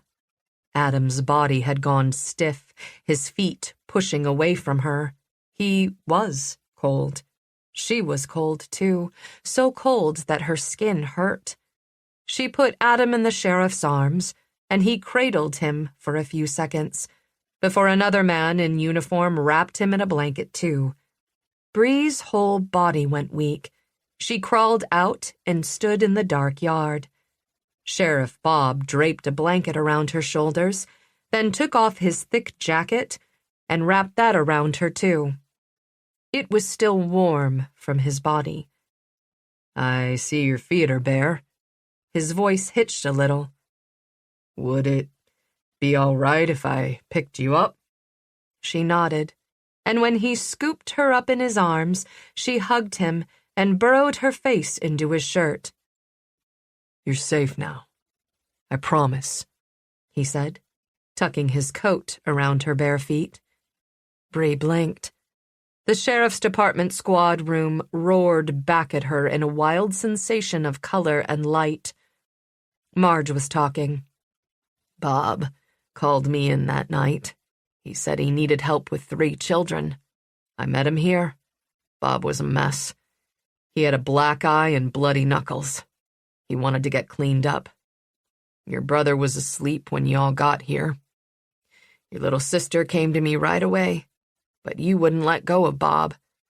So he took you into his office and let you sleep on his shoulder while he iced his face and hand. When your family arrived, they had to peel you off him." I don't remember being here that night. Bree's gaze swept the room. It didn't look remotely familiar. "You were half asleep." Marge smiled. Why would the sheriff have a black eye and bloody knuckles? My father killed himself. I don't know exactly how the night went down. Apparently, neither did Bree. She'd always assumed her father shot himself before the police arrived. No one had ever told her otherwise, but then the family hadn't talked about the incident at all. Bree had never questioned her memories. Until now. Does the department still have the files from 1993? Bree asked. Yes, Marge said. They're boxed up in the basement. I assume you're thinking about your parents' case. Yes. I'm wondering if my memories are faulty. Does it matter? I don't know. Your parents' case is closed, so there's no reason you can't have a copy of the file. But think long and hard about what will be in those files. Do you really want those images in your head? For the most part, you seem to have put the tragedy behind you. What would you gain by dredging it all up again? That's a good question. And Bree truly didn't know. Maybe Marge was right, and she should let go of the past. Marge turned to face her. I believe Bob was the last truly good sheriff to hold this office. I think you taking the job and putting this department to rights would be an excellent legacy to him. A surge of emotions filled Bree's chest. Geez, Marge, no pressure. Marge lifted an unconcerned shoulder. I never said I played fair. I don't even know what's involved with running for sheriff. I'm not a politician, and even if I knew how to run a campaign, I don't have the money for one. What if you didn't need a campaign? Marge asked. Would you consider the job itself? Maybe. Marge lifted one pencil-point eyebrow. The job has been vacant a long time. No one ran in November. You meet all of Randolph County's requirements for office. Special elections are expensive. It would be easier and cheaper to have the governor appoint you as sheriff. Then you would serve out the remainder of the current term before having to actually run for office. You'd have years before a campaign would be necessary. Bree pressed the heel of her hand against her forehead. How do I get the governor of New York to appoint me as sheriff? You let me worry about that. Marge didn't blink. The footage of you shooting Zach Wallace should convince anyone you're the right person for the job. I don't think shooting a suspect should be the main qualifier. Bree almost cringed at the visual. She'd briefly seen the news coverage. The media had rehashed her entire family history. Somehow, Matt avoided the cameras. You stopped an active shooter, Marge said.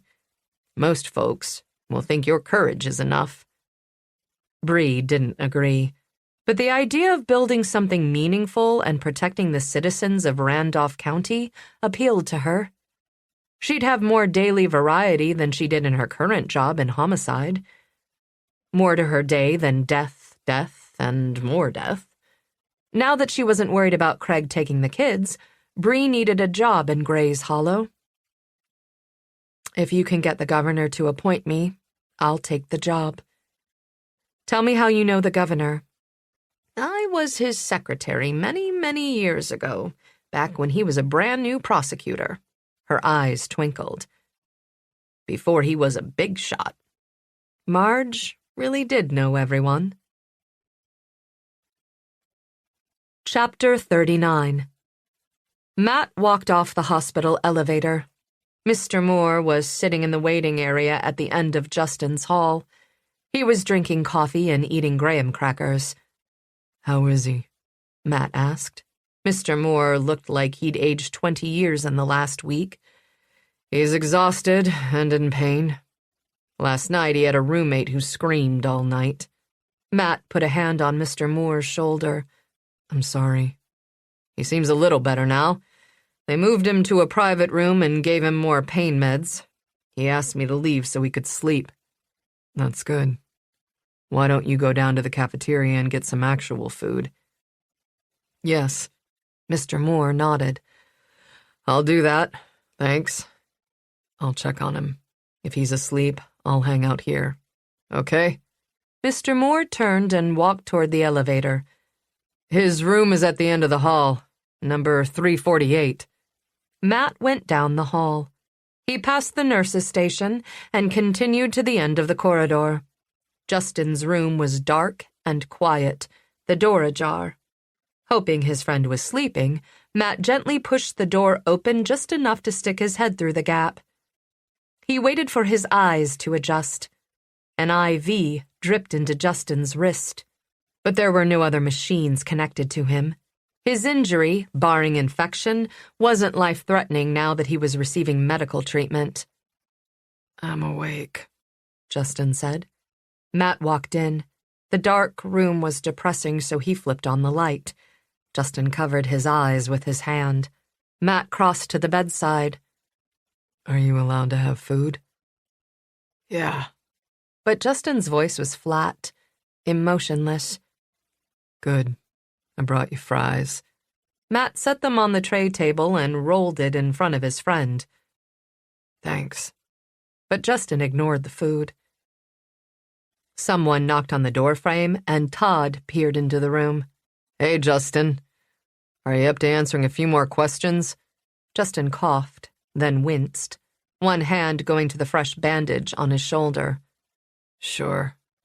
Matt filled his water cup from the plastic pitcher on the tray and positioned the straw to point at Justin. Todd walked to the opposite side of the bed and pulled a small notepad and a pen from his pocket. What do you remember about your time with Zach? Justin shook his head. It was really weird. At first, he treated me like we had something in common. His gaze went to the ceiling. He said Aaron had treated us both badly. Do you believe that? Todd asked. Justin shook his head. No. Our marriage breakup was entirely my fault. But Zach blamed Aaron for all the problems in his relationship with Steph. Aaron, who gave Steph a place to go. Aaron, who encouraged Steph to leave him. He stalked her and threatened her friends. Most of them stopped communicating with Steph because Zach was such a problem. But not Aaron, Todd said, taking notes. No. Aaron didn't give up on her friends. Justin paused to breathe. She wouldn't stop being friends with Steph because her husband was a prick, any more than she would stop being my friend because I'd made mistakes. Justin's voice rasped. Matt handed him his cup of water. Justin took it and drank deeply. You and Aaron still had a relationship? Todd asked. Justin closed his eyes for one breath. When he opened them, they were bleak. Yeah. She didn't want drugs in the house. I respected that. He paused, his next breath quivering. She had faith in me. She believed I could beat my addiction. I wish I could have been half the man she thought I was. Zach just talked to you? Todd asked. It was strange, Justin said. I kept asking him to let me die. The more I asked, the more he didn't want to. It was almost perverse. He paused and exhaled hard. I wanted to die. I can't imagine living without her. His voice faded, and he began to sob. Todd pocketed his notepad. I'll let you get some rest. Matt didn't know if rest was going to make any difference. Todd left, and Matt waited for Justin to stop crying. I feel bad for the cop, Justin said. He barely got a few questions in before I fell apart. It'll get better, Matt hoped. Will it? Justin's tone shifted to angry. She's gone. What do I have to live for? He reached for his IV tubing. This? Matt grabbed the tubing. Hey, you need the antibiotics. They gave me painkillers, too. Justin shrugged. I couldn't even quit with my marriage on the line. I couldn't quit with Aaron standing behind me. I couldn't quit for the stepkids I swore to love. How will I ever quit with nothing to motivate me? Those kids still need your love, Matt said. They lost their mom, and they miss you. They don't. They do, Kayla told Bree. Justin didn't respond. Instead, he turned his face away. Give it time. You need to heal. Matt would be there for his friend, but would it be enough? Chapter 40. Bree hadn't been home more than 10 minutes when the doorbell rang. She glanced out the window at the front porch. Steph. Bree paused. Exhaustion settled over her. She needed some breathing room, but she wasn't getting any until she dealt with Steph. Again. Bree opened the door. I'm sorry. Steph backed away. I don't want to come in. I just wanted to talk to you for a couple of minutes. Sure. Bree stepped out onto the porch. The cold wind blew through the holes in her cable knit sweater. She rubbed her arms. I don't expect the kids to forgive me. Bree stopped her. You didn't do anything. But Bree wasn't ready for the kids to interact with Steph yet. They knew that Zach had killed their mother, but Bree had given only the details they'd specifically asked for. Hell, Bree needed processing time. She wanted a solid week with nothing traumatic to do. Okay, maybe a month. My husband killed Aaron. I didn't even know. Steph still sounded as if she didn't believe what had happened. It's been 2 days, and I still haven't processed it. I know how you feel. It still felt surreal to Bree, too. Anyway, I just wanted to thank you. Do you have somewhere to stay? Bree asked. Steph's house was still a crime scene. Yeah. Steph sniffed. One of the girls from the salon let me stay in her guest room. I'm going to sell the house. I can't ever live there again. How do you feel? Steph rubbed her belly. Okay, I guess. How do I tell the baby her father tried to kill us both? I don't know. I'm sorry. I forgot. Steph covered her mouth with one hand. It's okay. We can't change our past, but we do learn to live with it. That said, Bree hadn't told Luke or Kayla that their father had used them to extort money from their mother. She had to tell them eventually. It would be far worse if they heard about Craig from someone else. But they'd had enough bad news for now, and Kayla wasn't old enough. She didn't know anything about her father. Bree dreaded the day she had to tell her the whole story. Steph backed toward the porch steps. Anyway, I just wanted to say thank you, and that I'm sorry. Take care of yourself. You too. Steph walked down the porch steps and climbed into her car. Bree waved and watched her drive away. Before she went back inside, Adam's beat-up Bronco turned into the driveway. He parked in front of the house, then opened the cargo hold of his SUV and took out a canvas. She opened the door for him, and he carried the painting into the house. In the living room, the kids gathered around them. That isn't the painting you were working on. Bree knew from the size alone. I finished that one the day you took the kids back home. Aaron asked me 100 times to paint her a picture of the farm. He uncovered the canvas. It isn't very good, but I tried. Bree just stared. In the painting, Aaron was holding Cowboy's lead rope, while Luke and Kayla groomed him.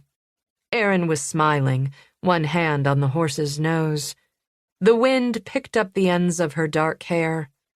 Behind them, the barn stood surrounded by its flower-dotted meadow.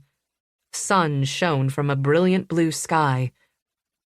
That's the day she brought him home from the auction, Adam said. Luke stood next to Bree. Cowboy was a mess, skinny and dirty, covered in scratches.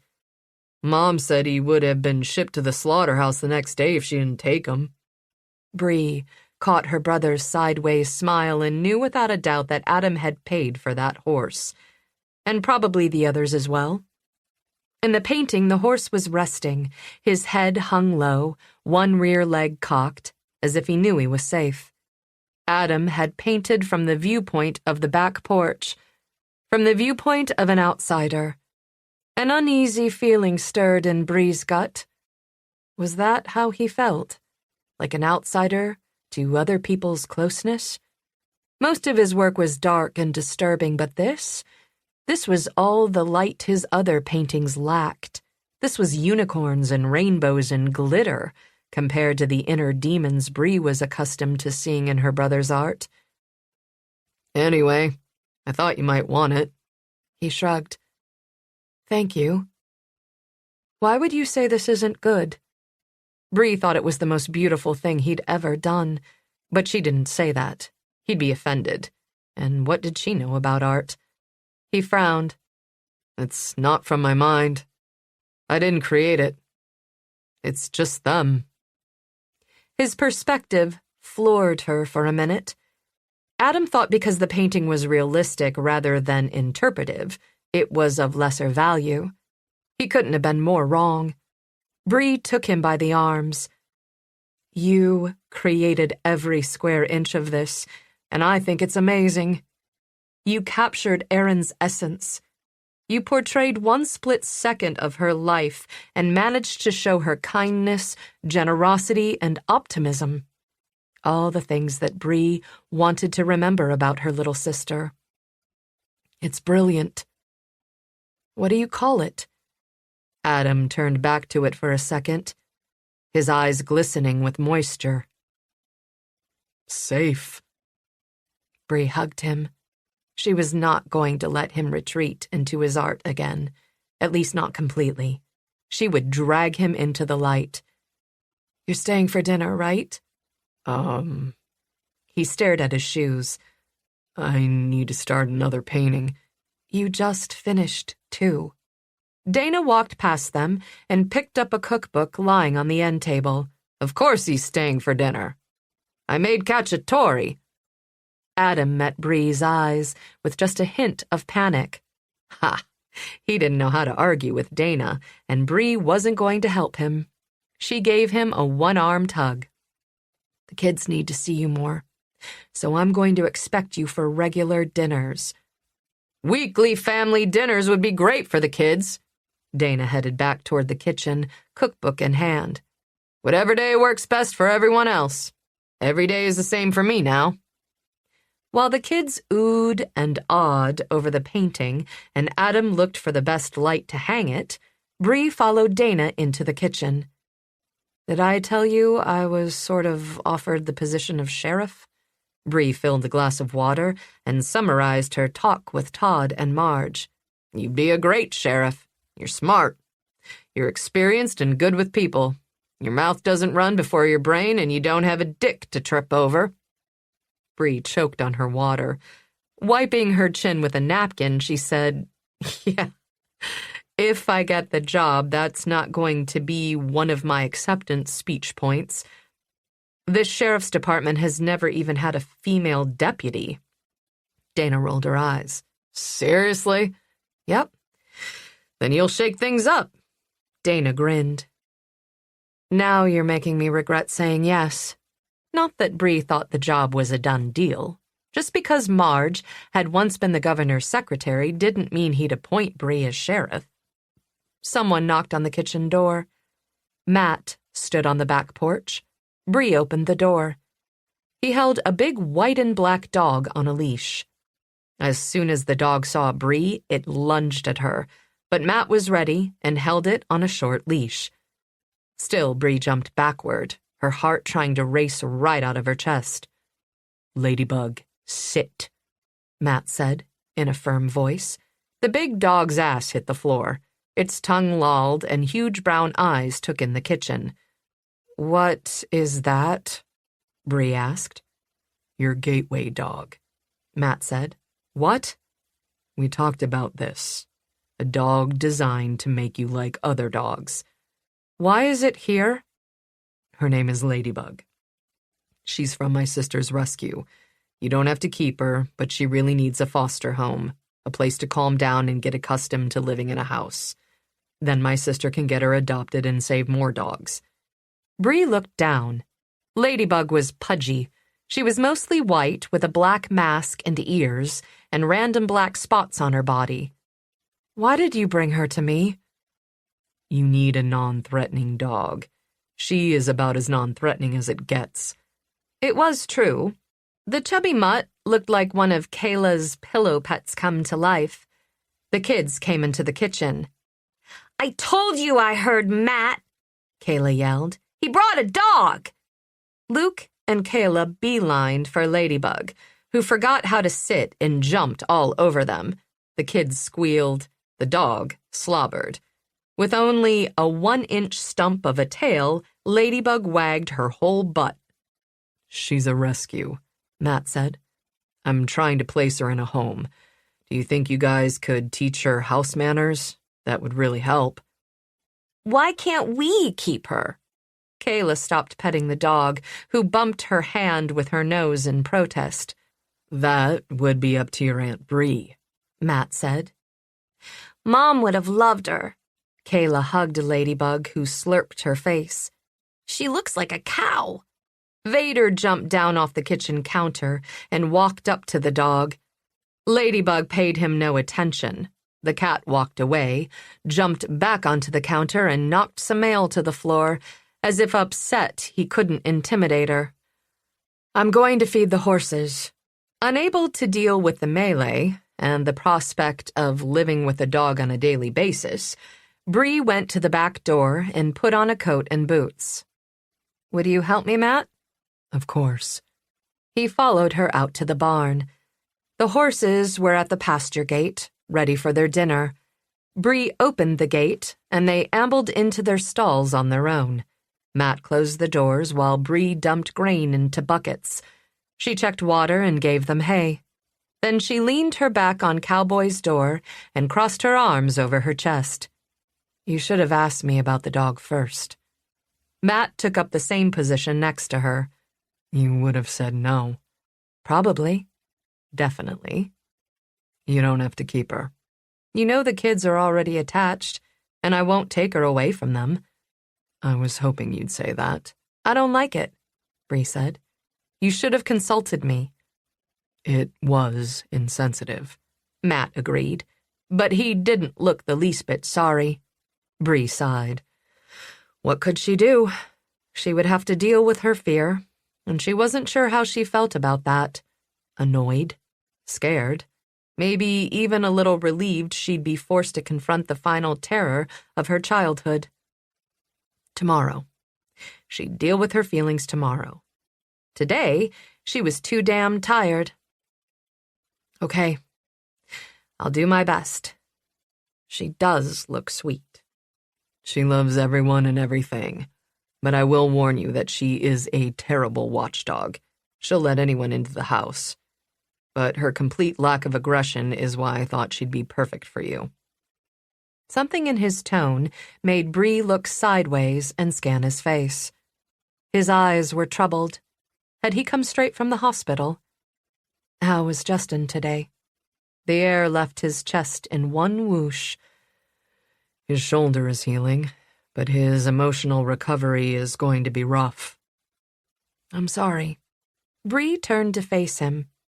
Without thinking, she wrapped her arms around him and pulled him close. He returned the embrace and leaned his face on the top of her head. They stood like that for a few minutes, until she felt him relax.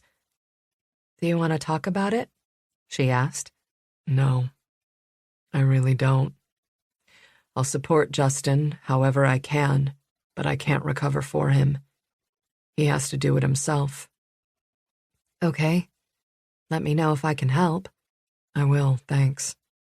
He shook his head, as if putting his friend's tragedy out of his mind, then smiled down at her. She released him. Their eyes locked. Damn. He smelled good. As if caught in the emotional moment, he lowered his face toward hers. Bree planted a hand in the center of his chest. Hold on there, Thor. Thor? Matt stared down at her. Your beard has filled in again. You look like a Viking. His mouth quirked. I want credit for not making a magic hammer joke. She snorted. He was an attractive man, but it was his sense of kindness and humor that were hard to resist. We hardly know each other, she said. He lifted a brow. We've worked together day and night. I've saved your butt. You've saved mine. And it's a very fine butt, she said. But, he grinned. You like me. Bree fought the urge to roll her eyes. You've been normal all this time. Why are you suddenly acting like a 17-year-old? Maybe you make me feel like a teenager. He leaned closer and sniffed her hair. His beard rubbed against her face. Inside her boots, her toes curled. Yes, I like you, she said. He frowned. I sense a but. I have a lot going on here. Those 2 kids have to be my focus. I heard you're going to be sheriff. It's hardly a done deal, Bree said. Marge told me, so it's going to happen. She laughed softly. You've a lot of faith in Marge. She gets shit done. Okay, my point here is that I'm going to be around, and I do like you. He grinned. She continued, but I don't have time for a relationship. What about some casual dating? How casual?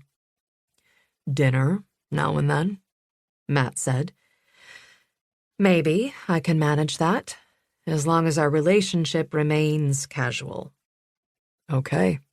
He shrugged. You can call it whatever you like. Despite his easy acceptance of her terms, Bree feared she was not as in control of the situation as she would have liked, and she had a terrifying suspicion that was going to be her new life in a nutshell. But she had the kids for motivation. She would take on whatever came her way for them. A new job, 3 horses, a dog she didn't want. Whatever. Go ahead, life. Bring it on.